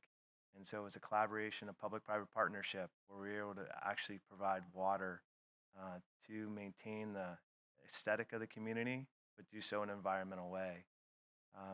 Mike, who's going to give this presentation, along with Tricia and the team, have been working on diversified water portfolios. Stormwater. We take our groundwater and turn it into drinking water. We take stormwater, turn it into drinking water. And thank you to Brandon and Dave Gibson, the Department of Drinking Water, Division of Drinking Water, excuse me, and envisioning an idea for IPR, indirect potable reuse, so turning our recycled water into a reliable and environmental stewardship, turning that into drinking water. To that end, we've received over $30 million to put that vision into practice, and I would like to invite you all to come visit on another time and be honored to have you. And with that, I'll turn it over to the brains of the operation, Mike. Thank you. Good morning. Good morning. I'm Mike Blazovic, again, hydrogeologist with the district. And just again, thank you for having me and having the district here to present on the project we're calling Middle San Juan Basin Recharge and Reuse Project. And it's really two projects. It's the Ranch Water Filtration Plant and the Rienda Infiltration Basins. And I'll go over both of them. And the reason why we have sort of two projects here is it's a very integrated project, as well as our system overall. A lot of engineering, a lot of thought has been put into this project and conceptually how we can do IPR. So in terms of presentation, just to give a little overview, just give you a high level of the project, what the project entails, location, talk a little bit about the project challenges, which I think are pretty important to identify and talk through what those challenges are. And I'll highlight some of the project benefits, which I think are really, really important, and then talk a little bit about how we can overcome those challenges. So let me just advance a little bit. here. Okay, just for orientation purposes, Santa Margarita, South Orange County, the black boundaries or the black polygons more or less represents the San Juan Creek watershed, the major drainage being the San Juan Creek coming off the Santa Ana Mountains. The sort of individual black polygons, those are the different hydrologic sub areas. And then the orange or the yellow boundary represent Santa Margarita's service area.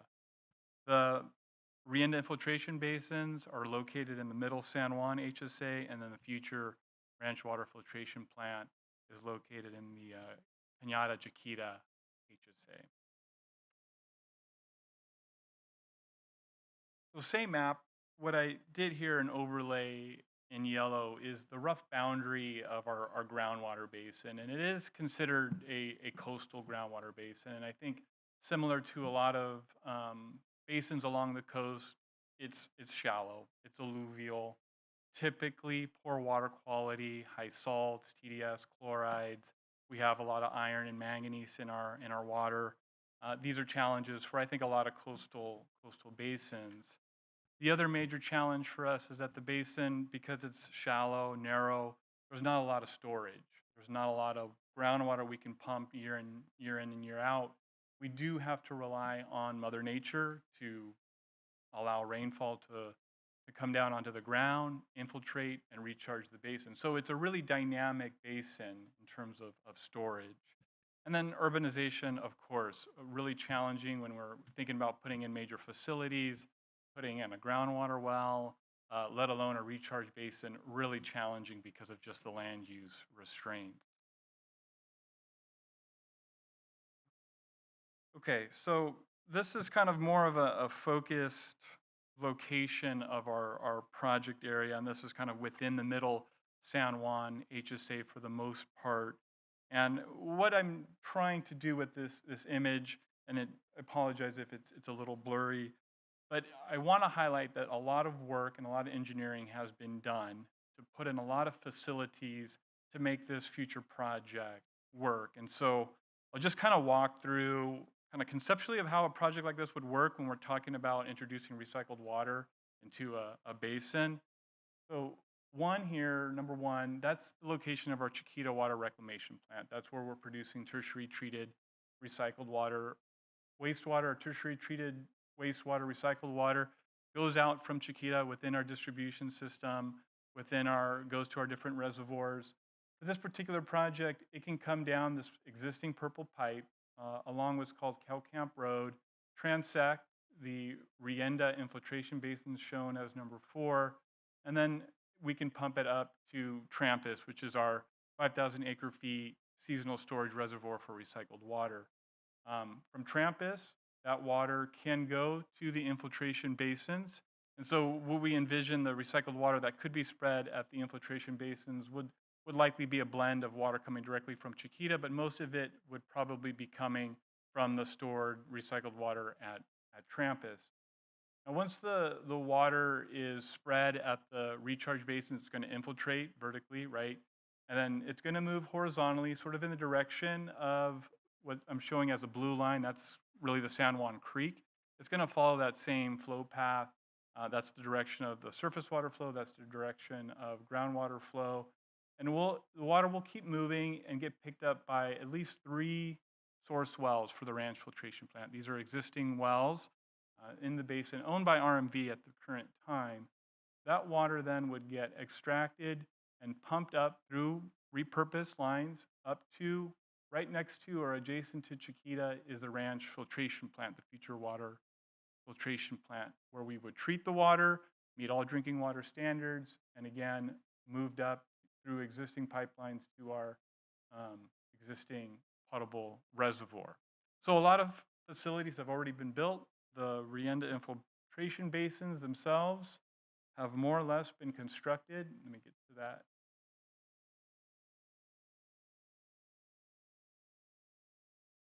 Okay, so this is just an oblique view of the Rienda infiltration basins. Oops,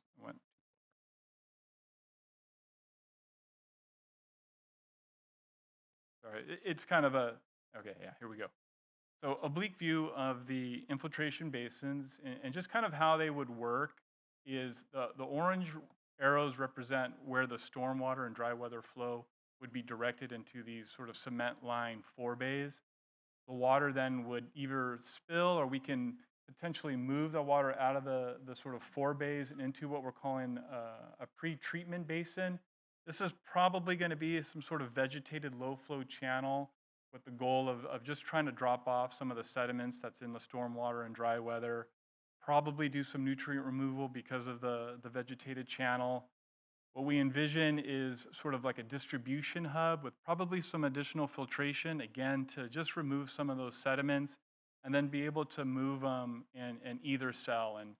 And we're really thinking about how we can improve the stormwater, really for water quality purposes, but in terms of just maintenance and longevity of the basin, prevent the basins from clogging, reduce the amount of maintenance we have to do within the basins If I can themselves. ask a question, is it Yeah. basically gravity flow to this point and then you have to pump it up to the reservoir? The excess? The purple pipe, I think there's enough pressure, Tricia, maybe correct me as an engineer, we can, from Chiquita, it will get pumped up to Trampus at this point. We You don't won't have a be big- pumping right here. I'm just wondering how much of a Yeah, it's an energy engineering question. input you have to. Yes, that is true. The recycled water that's coming out of Chiquita is getting pumped all the way to Trampus. The groundwater that gets infiltrated here will be flowing through the groundwater basin until the groundwater pumps pump it up to the ranch plant. How much of a rise is that? It's about from the basins to the plant is about 200 feet. Okay, so I'm just trying to think of an energy requirement here for pumping. You do a lot of that at night or solar or? We would have some ability. Well, at the pumping to the recycled water can take into consideration time of day. A lot of the usage will go by gravity out of the plant and then up into the Trampus Reservoir. We pump that into reservoirs throughout our system, and we can do that at the best time efficient times because we have enough storage to handle a day's worth of demands. Chair Strawn, if we could get that speaker to introduce their name for the record. Yes, I forgot to ask you. We need your name if you state it Yes. for the record. Thank you. I'm Tricia Butler, and I'm the Chief Engineer of the Santa Margarita Water District. Thank you. I think I have a video of the basins. A lot of drone footage was taken by RMV, Rancho Mission Viejo. Let's see if I can get there. There's a delay.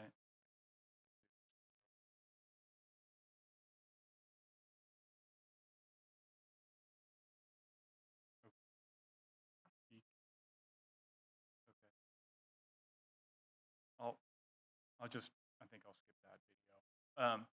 Like, Does he need to point that to a particular direction to get the slides to move forward? I don't know if it's because of a This video. it's remote getting doesn't seem to be. confused.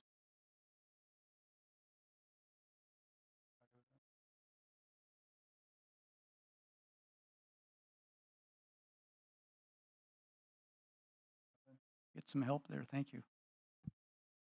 Yeah, there you go.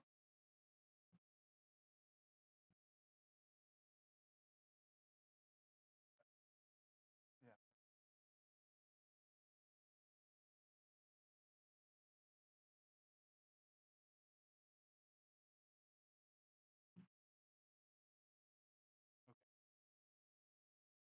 There's our two forebays. Stormwater, dry weather flow would come into, a little bit of a delay. And water would move through what we're calling the pre-treatment basin, likely going to be maybe a low flow vegetated channel, distribution hub to further filter the water and then move between cells. And having the different cells gives us some flexibility to be introducing water and do maintenance in one basin and just kind of keep the operation going. And then over to the right here, this isn't our facility. This is the county's flood control facility. So all of the recycled water recharge spreading, surface water spreading would be in these two basins right here.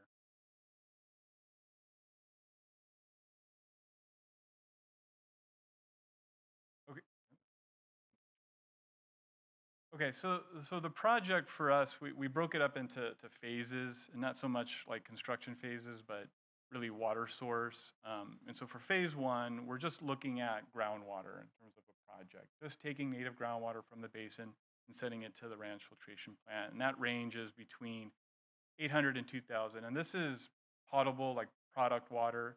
There's some reduction from raw groundwater going into the basin, brine reject, that's stuff that's getting sent out to the outfall.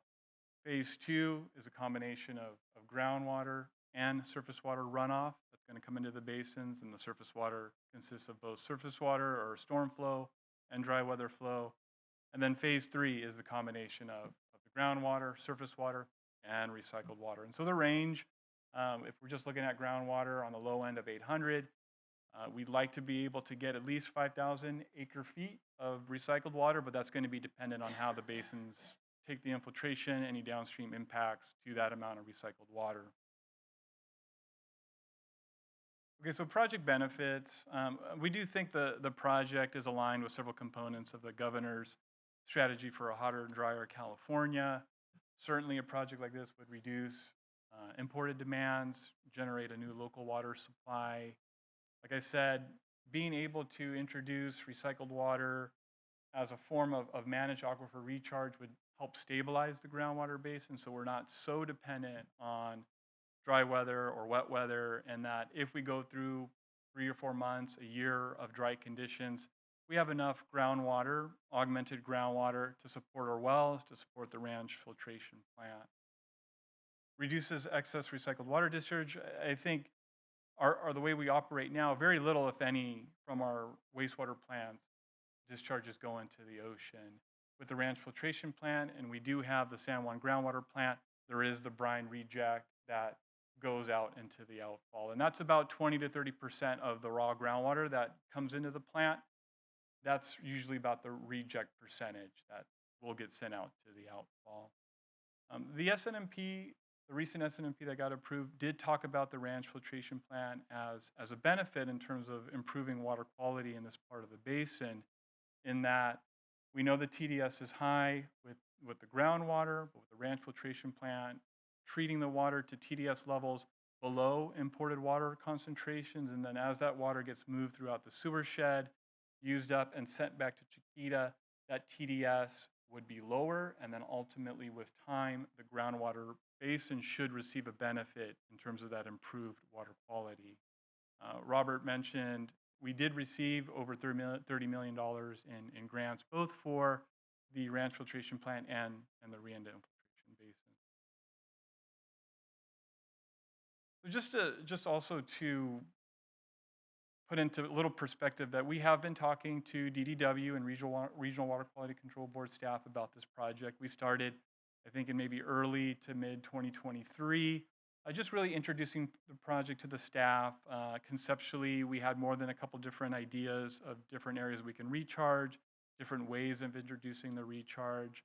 We had, I guess, more detailed conversation in early 2024, honing in on what the project's going to look like, how the regulations are going to impact us, and how we can work through the regulations. And then in 2024, we did have the privilege of meeting with one of the State Water Resources Control Board members, some of the DDW staff, again, to just talk about the project, some of the challenges we're seeing with the regulations as written, and then come up with a project plan going forward.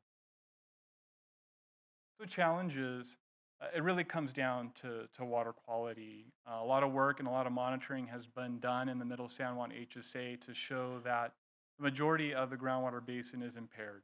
High TDS, over 1,000 milligrams per liter concentration. There's iron and manganese that are challenging, and we see that throughout the basin.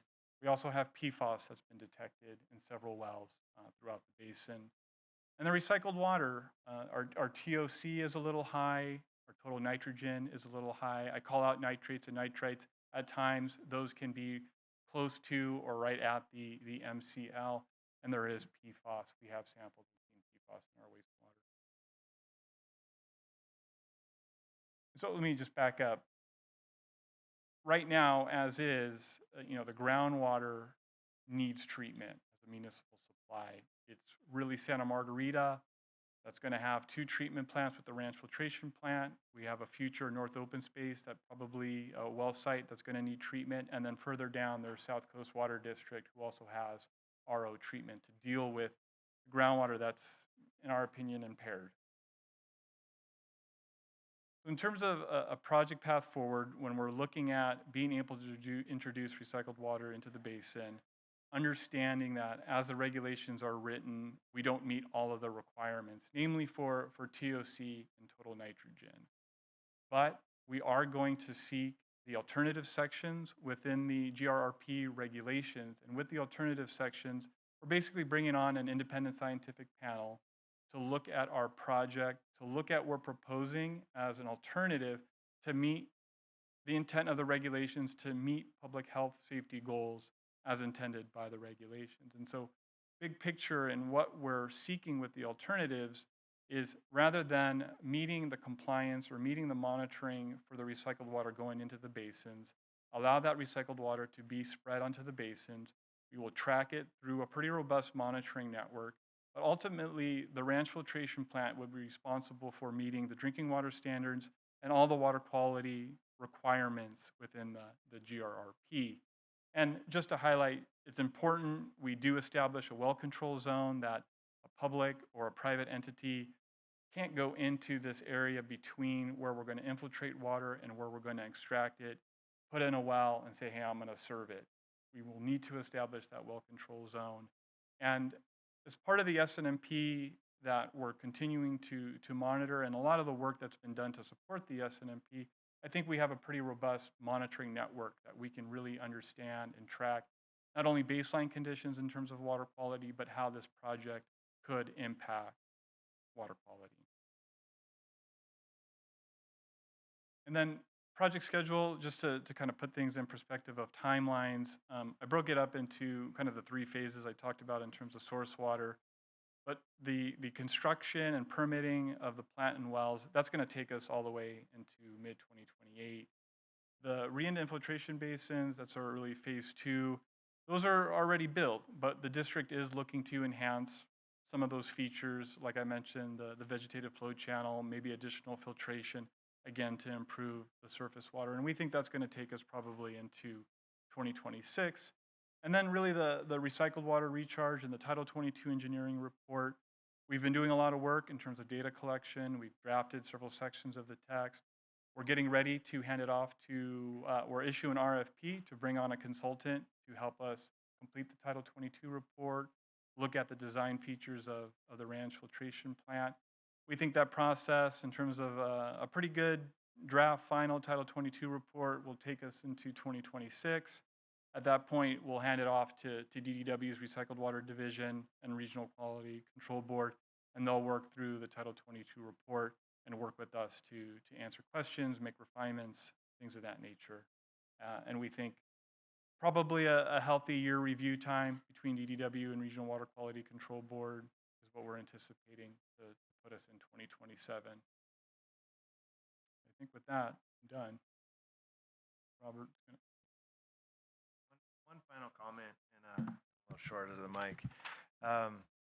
Thank you for your support, and in particular, thank you for your staff support in this process as we evaluate.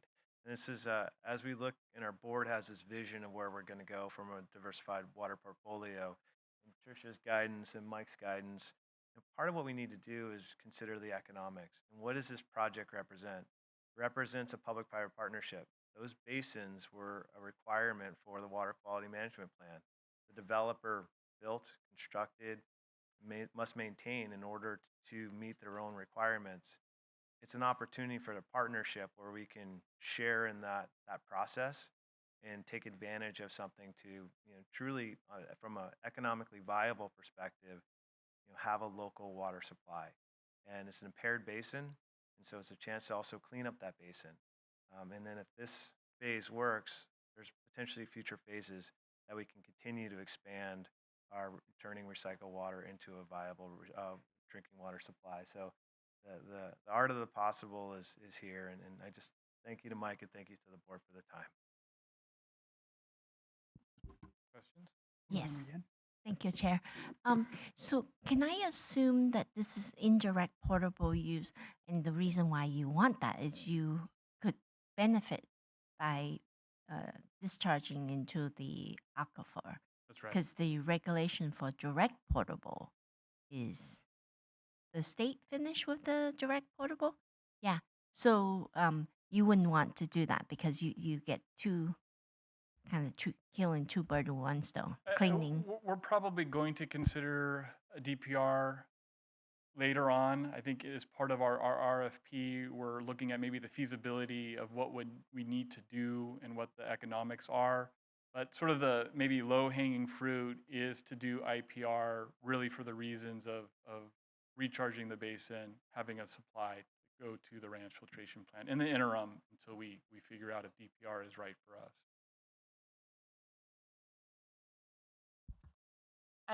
I think this is great. Thank you for the presentation today. And I guess two related questions. First, how much was done? How much of this project, the ideas that you've presented today, did you see elsewhere and then bring to make work or bring to bear so that it worked for your basin? And then relatedly, and whether that's in California or abroad, because we're obviously not the only folks struggling with limited water supply. And then what are the plans to share out the best practices or the learnings that you've had along the way? As again, this issue is only going to come up for more regional entities in California.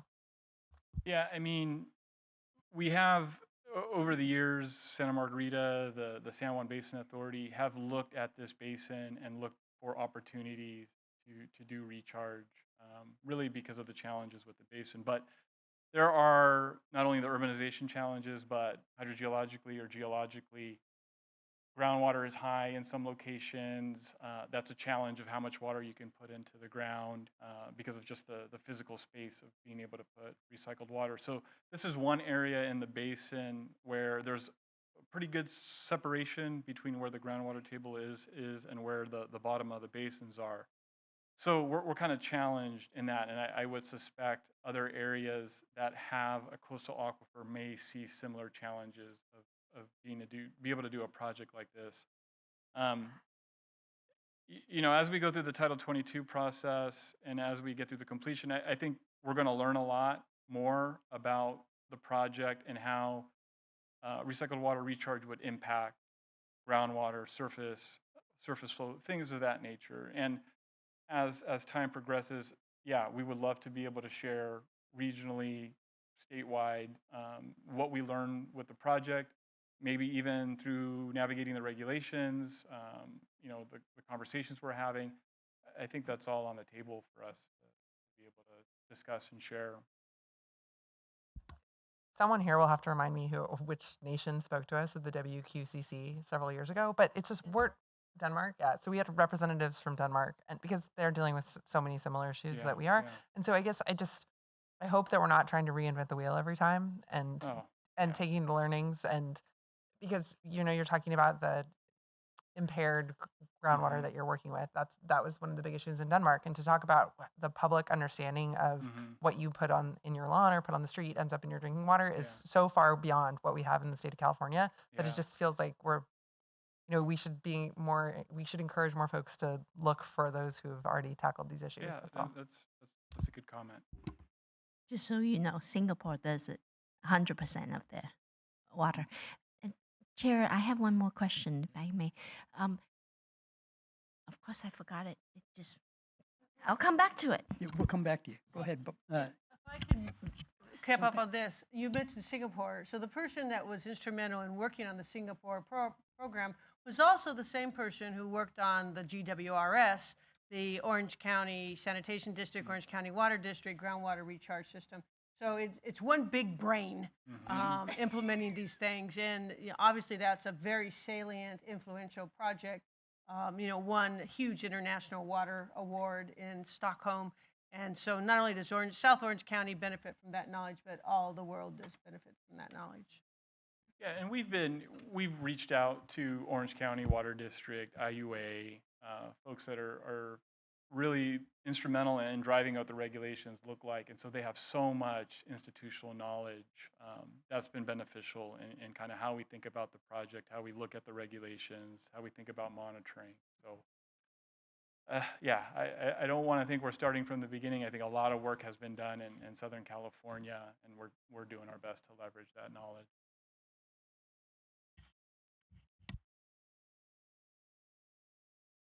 One of the things that I thought it'd be worthwhile to mention, you had the numbers for the yields of water. Yeah, yeah. And I think it might be good to say what percentage of our drinking water supply that would represent after treatment. And I think your highest volume was 4,000. Yeah, so the max that we were sort of envisioning in this phase 3 with recycled water, we think about 5,000 acre feet will go to the ranch filtration plant, with like a 20% loss would bring the number I showed of 4,000, and that 1,000 acre feet is the brine, waste, and reject that goes out to the ocean outfall.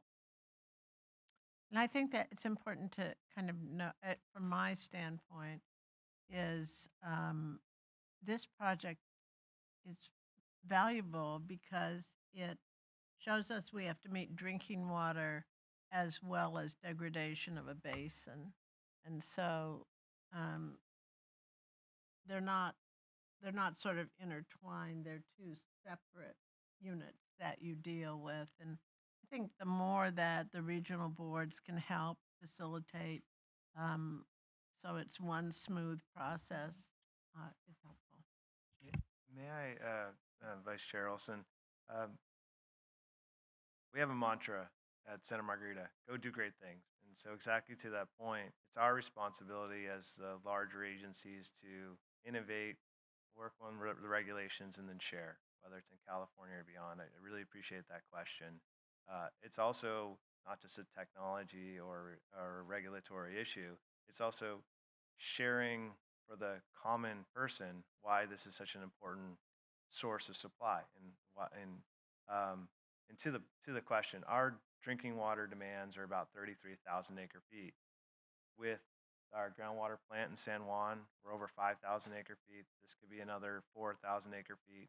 So what's our goal locally? To have 30% local supply. Where does that come from?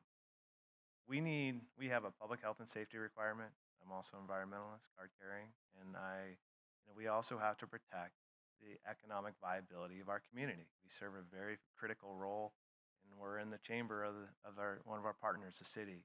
And so this helps us get to that local supply, so we have indoor water demands and can serve our commercial customers.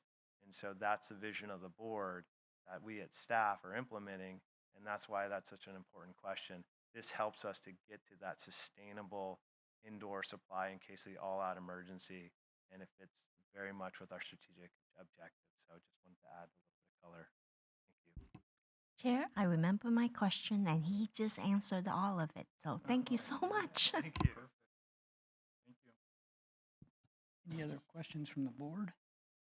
From the public, both in person and online, do we have any comments or questions? Hearing none, so say thank you very so much. Thank you very And much. And we Brandon, welcome you back. I think the key point of the basins is they're massive. And so yeah, they feel different in person. thank you. You want to introduce our next speaker, Brandon? Thank you.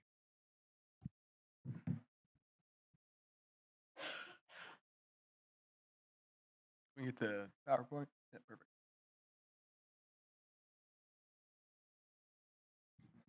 Next, we'll have Moulton Niguel Water District. And with here today, we have their board director, Dwayne Cave, as well as their director of infrastructure and reuse, David Larson, and their water resource manager, Laura Roca, will be presenting to you guys today on their project.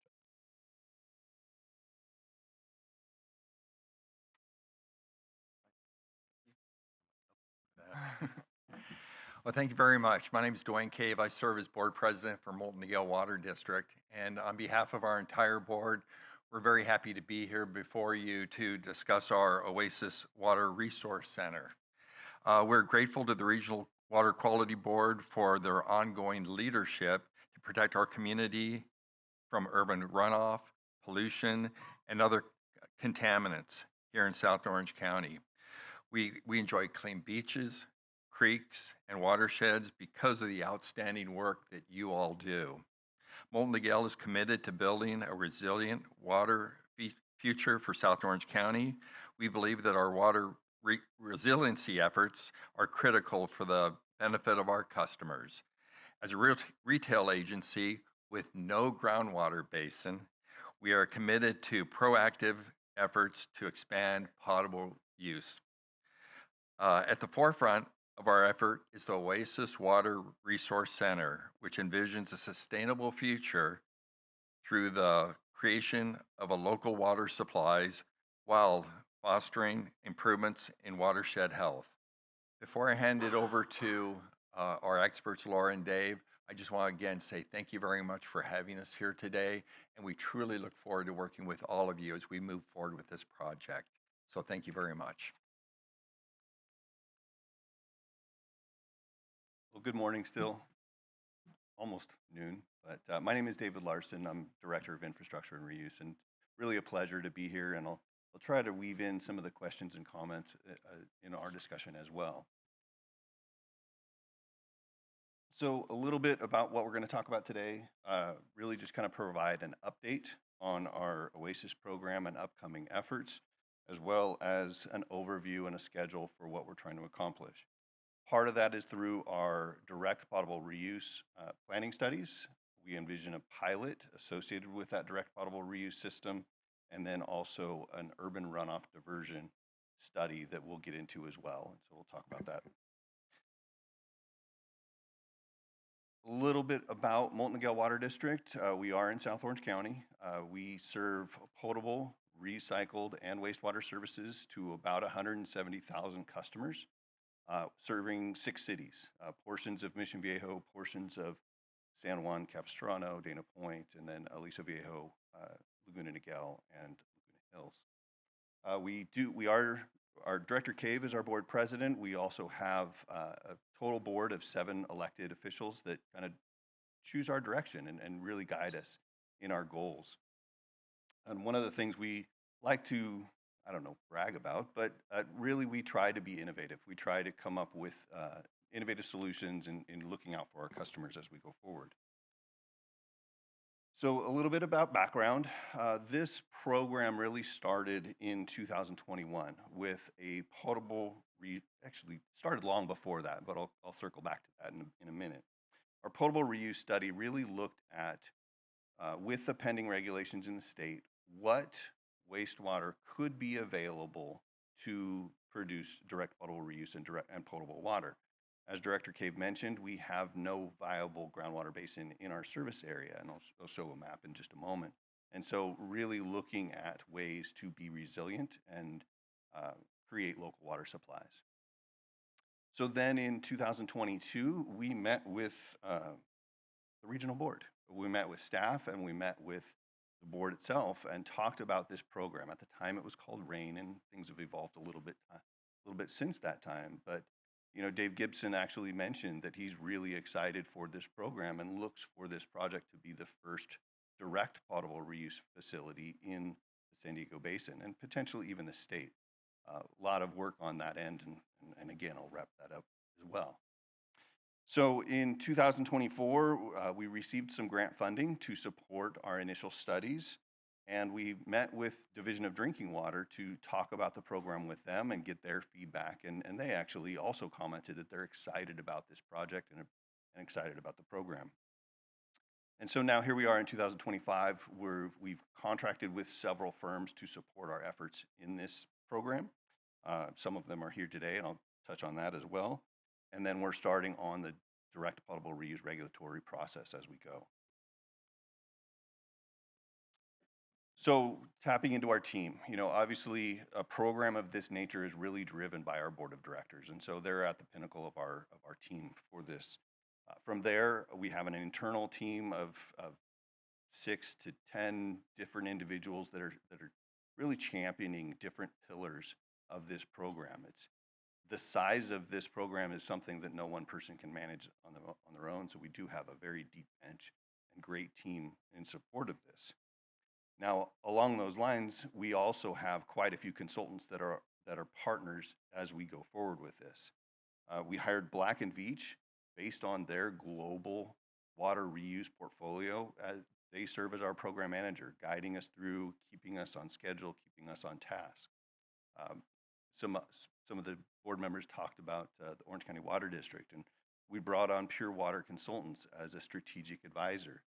That firm is comprised of previous general managers from Orange County Water District and Orange County Sand. So I really value their support in guiding us through this process as well. And then we brought on Geosyntec and Corollo to serve as our consultants doing the legwork on the urban runoff diversion study, as well as the direct potable reuse study. And as you can imagine, with direct potable reuse, outreach and community engagement is essential. And so we're still in the selection process for bringing on probably multiple firms for that outreach and communication to really reach into our community and understand and educate the community on what we're really trying to do. So along those lines, you can see some of our partners on this slide. One of the key contributors is the County of Orange. You know, we've worked with the county for over a decade in the Aliso Creek in their efforts to measure the quantity and quality of water in the Aliso Creek, and they're one of the key contributors in developing the overall program. We've also got MOUs with LADWP. They see us as kind of a streamline of helping their efforts, and so we're trying to learn from them. They're trying to learn from us, as well as several others along the way. One of the things I will mention as well is we have a relationship with the Kingdom of Denmark, and we're actually hosting a few of their staff. Aarhus Vand, actually, we're hosting them next week, and we're trying to learn from them with their rewater program, and they're trying to learn from us and some of the things we're doing. So it's really been a positive relationship there. So as an overview, high level, and feel free to interrupt me and ask questions as we go, hoping this can be a dialogue. As you can see on the map on the right, the Aliso Creek watershed is outlined in blue, and the Molten Miguel service area is kind of shaded in orange. We cover a good portion of that Aliso Creek watershed, and so with that, we're really looking to champion with the county in creating sustainability in our community with a new drinking water source, as well as improving the environment within the Aliso Creek and reducing ocean discharges through the outfall from treated wastewater. So a little bit about our current water reuse practices. We've had a recycled water program since 1968. We've been doing it for quite a while, and so it currently makes up about 25% of our total water demand. So this direct potable reuse facility is really looking to expand that local supply to about 30%. So currently the water, I'm sure you are very well aware, the water from homes and businesses goes to the treatment plant, goes through a tertiary treatment process, and then in our service area, it's used for landscape, irrigation, medians, slopes, things of those natures. So what we're looking to do with direct potable reuse is really create that new drinking water supply. Now, one of the key components is taking that tertiary treated wastewater and really doing some advanced purification to that water. Part of the benefits of us as a smaller agency is that we have control of our wastewater. From a source control standpoint, we've got good quality wastewater, as odd as that may sound. So one of the streamline thought processes that we're trying to implement here is we're planning on following the prescribed treatment train from the regulations that Division of Drinking Water outlined. That really saves us some time, and at the size of facilities that we're talking about, it kind of makes it more efficient. We don't need to work on all the different alternatives of processes there.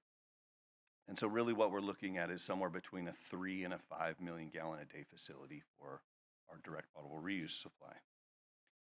Now on to the urban runoff diversion. So one of the things that the county has identified is the Aliso Creek watershed has non-native flow. And there's been some study of that already, but we're trying to nail down what is that non-native flow and is there benefit to the watershed of pulling excess water out of the creek. Now what we're talking about doing is pulling that water out and introducing that into our recycled water system. From a direct potable reuse perspective, we don't want to have a source control issue. So we really want to take that urban runoff out of the creek and put it into our recycled water system and preserve that water quality of the wastewater. So as a combined system for the overall program, really the benefit of the Aliso Creek watershed, not only to the environment, but also to the direct potable reuse facility, is any water that is pulled from the creek and introduced into the recycled water system really makes more wastewater available for the direct potable reuse facility, which would ultimately be potable water for our customers. Now, from an area perspective, this program is really centered around the Laguna Niguel Regional Park, and you can see in the center of the picture there the Laguna Niguel Lake. So, what is proposed is on the lower left portion of the picture is the runoff diversion study area. From a proximity standpoint, Aliso Creek runs very close to some of our existing infrastructure. So we're looking at potentially building a urban runoff diversion from the creek, repurposing some existing pipelines, and running that water up to a natural treatment system up in the upper right-hand corner as it goes into the Laguna Niguel Lake. From there, nominal treatment would be applied, and that water would be implemented into the recycled water system. Now from there, the direct potable reuse facility is shown on the right side of the slide. If I can actually point to it here. Kind of hard to see because of the color of the background. But near the regional treatment plant. And then one of the things, as I mentioned before, with the outreach and communications, we really do think that an education facility, and I'll looking to share the site location with some of you on this tour, there's really a benefit for the education center. Is that a natural lake or is it a reservoir? It is a managed reservoir, but it is fed by urban runoff Urban from the runoff. Sulphur Creek watershed that leads into. There's actually 3 separate creeks that kind of join into this area.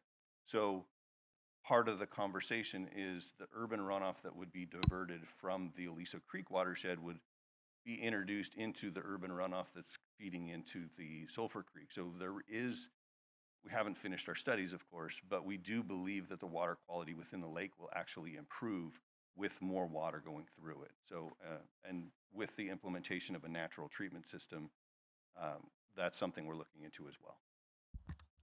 Where on this map did you say the existing pipeline infrastructure exists? So hard to see in this particular slide, but the blue pipeline that runs from the bottom of the creek, from here all the way up It does already exist. along the leak. Right. So we actually have a separate project to replace some sewer force mains within the park. And so the idea is to repurpose one of those old sewer force mains and use it for this purpose.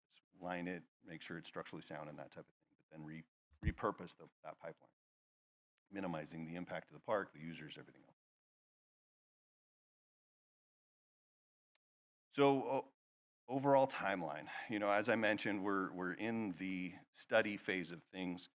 Although we've been working on this since about 2022, we show from last year and into this year, we've initiated our studies for both direct potable reuse as well as the urban runoff diversion. And then we're anticipating constructing a direct potable reuse pilot plant likely to be located at our headquarters to kind of serve as an education piece with our community. But we're looking to initiate that next year and ultimately getting into final design in the 2028 timeframe. Because of the size and complexity of the project, we are anticipating design to be several years with construction leading into construction in about 2030 and finishing in about 2033. Because of the regulations, we do anticipate about a year of demonstration to basically prove out all the regulations that the treatment system works and it is safe, and then ultimately operation in about 2035. And with that, I'll turn it over to Laura Rocha to talk a little bit about the details. Before you turn over, can I assume that you are in discussion or talk to San Diego's second phase of the Pure Water, because you guys are running parallel? Very much so, and we're Okay. actually we're actually visiting them on Friday to tour their facility and touch base with them. So it is a very small community of, especially in Orange County, in Southern California, all the different types of facilities and the different pilots that they're running. So we are very much trying to learn from each other and not duplicate efforts. Yeah, I saw your timeline. It's almost the same as theirs, second phase. Precisely.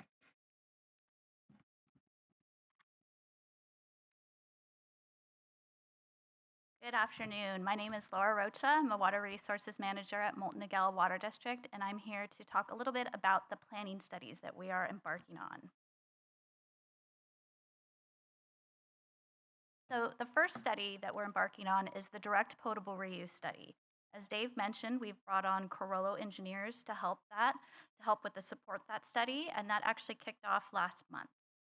We also kicked off earlier this year the runoff diversion study. We've brought on Geosyntec to help support the planning efforts associated with that and preliminary design. And I'm going to talk a little bit more in detail about those two studies in the coming slides. We are also in the process of procuring an outreach consultant to help support the robust education and outreach program that we have planned for this project. And we hope to bring that consultant on board later this summer. To support with the education planning efforts, we anticipate embarking on a visioning concept this year to really understand what is the vision for this education center and what is the potential for that facility. And we are looking at potentially partnering with the County of Orange to reuse an existing concession building that they have within the Laguna Niguel Park that is currently not being utilized, that they're actually in the process of trying to repurpose. And then lastly, we are looking later this fall to issue an RFP for an environmental consultant to bring them on to help support a CEQA environmental review of the entire program. And I do want to mention, Dave mentioned earlier that we did receive grant funding for this project, and we're very excited that we received nearly $2 million in grant funding from two different federal agencies. And I want to mention that from one of those federal agencies, our project was actually ranked the #1 project within the state of California. So we're very excited to be able to have those funds to be able to support these planning efforts as we move forward. So a little bit about the direct potable reuse planning study. So what we're looking at is a 3 million gallon facility located in the blue area shown on this map that's directly adjacent to the regional treatment plant, which is shown in the gray area. And 3 MGD represents roughly 15% of our total potable water supply. So it's pretty significant for bringing local water reliability for our service area. So the planning study will ultimately identify the layout of the site. And I want to mention that the direct potable reuse facility will only utilize source flow from the regional treatment plant. And the regional treatment plant only receives wastewater from the Molten Niguel service area. So that's very important from a source control perspective. I'm going to be talking about the runoff diversion in the future slide, but I do want to mention that they are separate sources. So only wastewater would feed the regional treatment plant, and the runoff would go to the recycled water system, and those remain separate sources of water. We have met with the State Water Resources Control Board, DDW staff, to have early engagement on this project and get their input. And our goal overall is to maintain early and consistent regulatory engagement throughout the project. We also plan to have a very robust education and outreach program, not only for the entirety of the OASIS program, but particularly for this project component, as it will be bringing a new source of local water supply for our customers. We are also looking to implement a direct potable reuse pilot plant. The pilot plant will follow the prescribed regulatory treatment train shown on this slide. We're evaluating the exact location where this pilot plant might be located. One of the locations that we're considering is at our headquarters in Laguna Niguel, which is actually not far from the regional treatment plant. And so this pilot plant will not only help to inform the design of the full-scale facility, but it'll also help to be something that we can use for education and outreach with all of the stakeholders and the regulators as well. So moving into the runoff diversion planning study. So the concept for this, as Dave mentioned earlier, is to divert flows from the Aliso Creek and send that through our existing infrastructure within the park, where we can then have that flow into the Laguna Niguel Lake for use in the recycled water system. And again, just want to repeat that the runoff flows from Aliso Creek would remain separate. It would not go into the sewer system, and it would not enter the regional treatment plant. It would be used solely to support the recycled water system. A little bit about the Aliso Creek watershed. So it drains through 7 cities in South Orange County. It roughly has a 36 square mile drainage area. The creek itself runs 19 miles and discharges into the Pacific Ocean at Aliso Beach, which is located in the city of Laguna Beach. And then a little bit about Laguna Niguel Lake. So as Dave mentioned, the Laguna Niguel Lake is owned and operated by the Parks Department. The lake is available for year-round onshore fishing, and they actually stock that lake with fish a couple times a year. So no boating, no swimming, no contact recreation is currently allowed for that lake. The lake itself is flow-through. So the lake receives flow from Sulphur Creek. Sulphur Creek gets flow from the surrounding communities. That then flows through the lake outlets through the park, and then after it exits the park, it confluences with Aliso Creek, and then that discharges to the ocean. Sorry, quick question. Speaking of discharge to the ocean, I'm sure if you were here during the public comment for non-agendized items, you may have heard reference to breaching of berms at Aliso Beach. I'm just curious whether I understood that this is in the planning process and you guys are here on an informational item only, but have you thought about the downstream impacts that far down to the beach? Absolutely. And I will get into that a little bit more when I'm talking about the impacts, but we actually work very closely within the Aliso Creek watershed, which includes, all of the agencies within the Aliso Creek. So we have had discussions with the city of Laguna Beach. We've had discussions with some of the environmental groups that are concerned with the breaching of the berm. So we're well aware of that issue.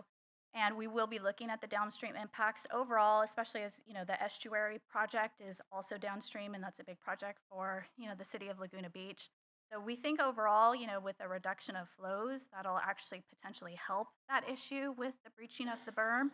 It's not going to eliminate the flows, but, as we continue to have discussions within the watershed, and I'll talk a little bit about that as well, we're building a robust education program as we work through this, because there's a lot of competing things going on within the watershed. There's a lot of important, projects going on, a lot of different, environmental concerns. And we want to make sure that we're well aware of all of that and have a good understanding of what the impact to this project is downstream, not only for other water users, but for the estuary as well as the beach and the beach water quality.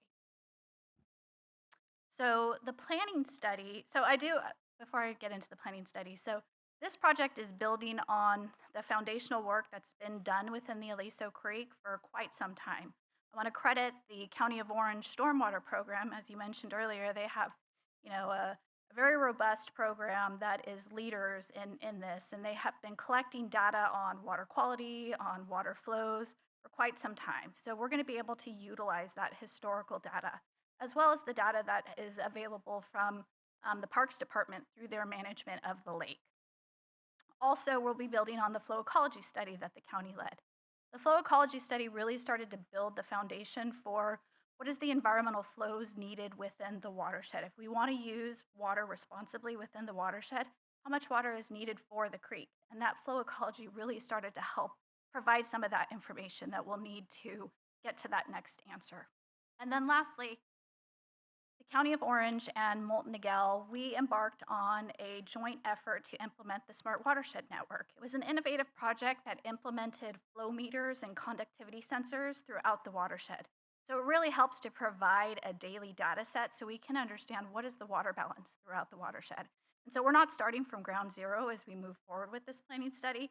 We have a lot of robust information that we're building off of. For the planning study, we're looking to determine, is runoff diversion feasible and beneficial to the watershed? How much water is there available for diversion, and what is the timing of that water availability? Does it help meet the needs that we're looking for to help support the recycled water system? So one of the things that we're going to be looking at is the hydrology and the hydraulics of the creek, and specifically looking at downstream impacts. We also need to evaluate the lake's potential to store water. How does that balance with the needs of the recycled water system? And then in looking at the needs for water storage, we also need to understand the impacts on the lake to water quality and then the recreational impacts from the lake as well. The recreation of the lake is an important community benefit. So how does building infrastructure within the park have an impact to that recreation? And so as Dave mentioned, we're looking at implementing a natural treatment system. Because water flows from Sulphur Creek and basically collects water from residential areas, it's very similar to the water quality from the Aliso Creek that also drains largely residential areas. So there's not a huge difference in terms of the water quality from Sulphur Creek and the water quality from Aliso Creek, but we do believe that the natural treatment system has the ability to provide some level of improvement to water quality, but also provides an educational benefit and a community recreational benefit as well. And then, as I mentioned, looking at the impacts to the park. We'll be utilizing this infrastructure. How can we make improvements to the park? As what opportunities are there? One of the big community draws there is the walking trail around the lake. It's a beautiful lake and it's an important recreational resource. And as we're looking at potentially adding flows to the lake, how does that impact the walking trails around the lake? And is there an opportunity for us to make improvements and really make this a community benefit project in addition to watershed resiliency and local water reliability? How can we help, bring resources to the community as well? And so we're not only approaching this project as a watershed resiliency project, but potentially helping the ecosystem of the creek. And so we anticipate a 2-year planning study process followed by preliminary design if it's determined that a diversion is feasible. And then lastly, in terms of next steps, we're interested in learning about how best to engage with this team. We did meet recently with the San Diego Regional Water Quality Control Board staff and want to continue to have that engagement as we move throughout the planning process. We want to make sure that we're collecting the information and the analysis that's going to be needed to help support the regulatory permits that are going to be needed. And so we're looking for your guidance and leadership ultimately on what is the best permitting path forward for this project. We have developed a stakeholder outreach education plan specifically for this watershed, this runoff diversion study, because we want to make sure that we're engaging the downstream users. We want to make sure that we're engaging the environmental organizations, the regulatory agencies, not just yourself, but all of the regulatory agencies. So that way we have this information as we're forming the basis of our project, and we can use that to, basically build the best project that we can possibly build that will ultimately be permittable. So we really want this to be a transparent process where we engage stakeholders throughout the entirety of the process. that concludes our presentation, but I just want to, echo our thanks for, taking the time to hear about this important project. We're very excited about it and very excited to have the opportunity to share this important project with you. Happy to answer any questions you may have.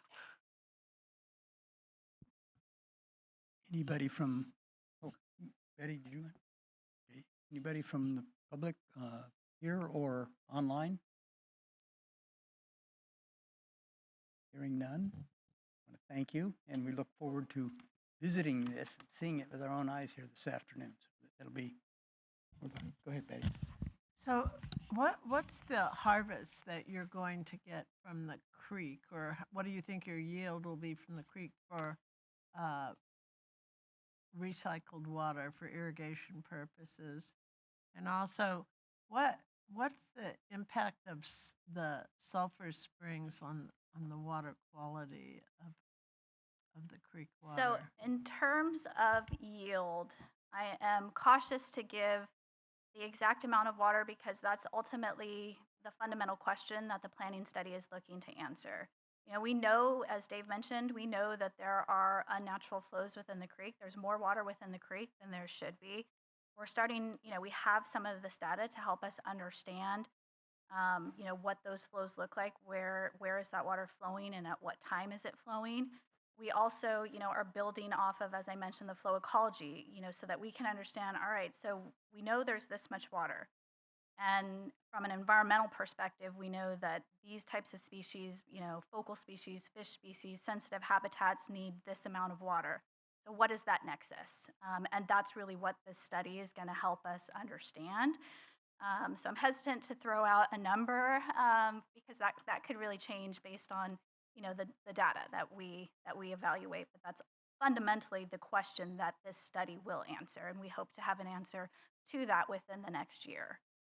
In terms of water quality, we do know that there is high TDS within Sulphur Creek, within the Aliso Creek, and water quality varies, throughout the year based on how much flow there is. I will say that the focus of our diversions is for dry weather, and that is because during dry weather, that is when the recycled water needs are highest in the summer, and when the customers are utilizing a lot of that recycled water. And so, our main focus is on the dry weather flows, and that's going to have, I think, a little bit more of a higher TDS than we're going to see in winter when we have, some of those rain waters to help kind of flush some of that out. But we are, we've already started to implement a robust water quality a water quality monitoring plan. We've been monitoring on a monthly basis for over a year now, so we can start to have an understanding of that, how the natural treatment system might affect the water quality, and if we need to do additional treatment system or additional treatment in order to meet the recycled water permit requirement. So more information to come on all of that.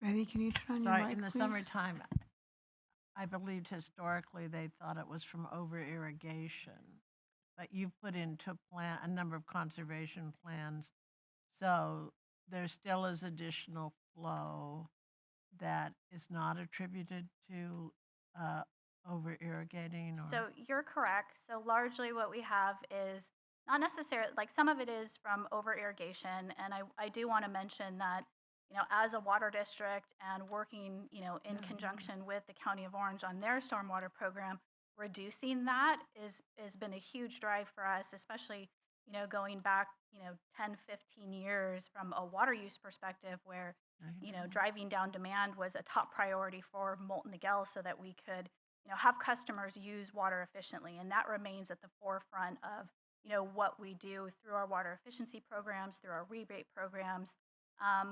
But there is still, some over irrigation that occurs, but it's not all over irrigation.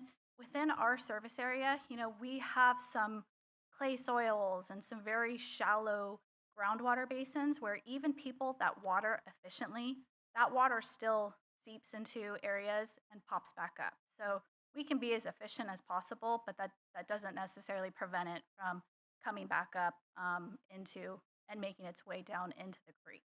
So we're really looking at opportunities to try and bring that water balance back into a more natural flow, but trying to understand exactly, what that balance is and how much of that water is natural versus unnatural and how much of that water is needed for the environment is really what we're trying to solve with this study.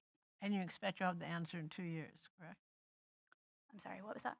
You expect to have the answer in 2 years. So I'm hoping to have that answer within the next year, but the entirety of the planning process done within 2 years.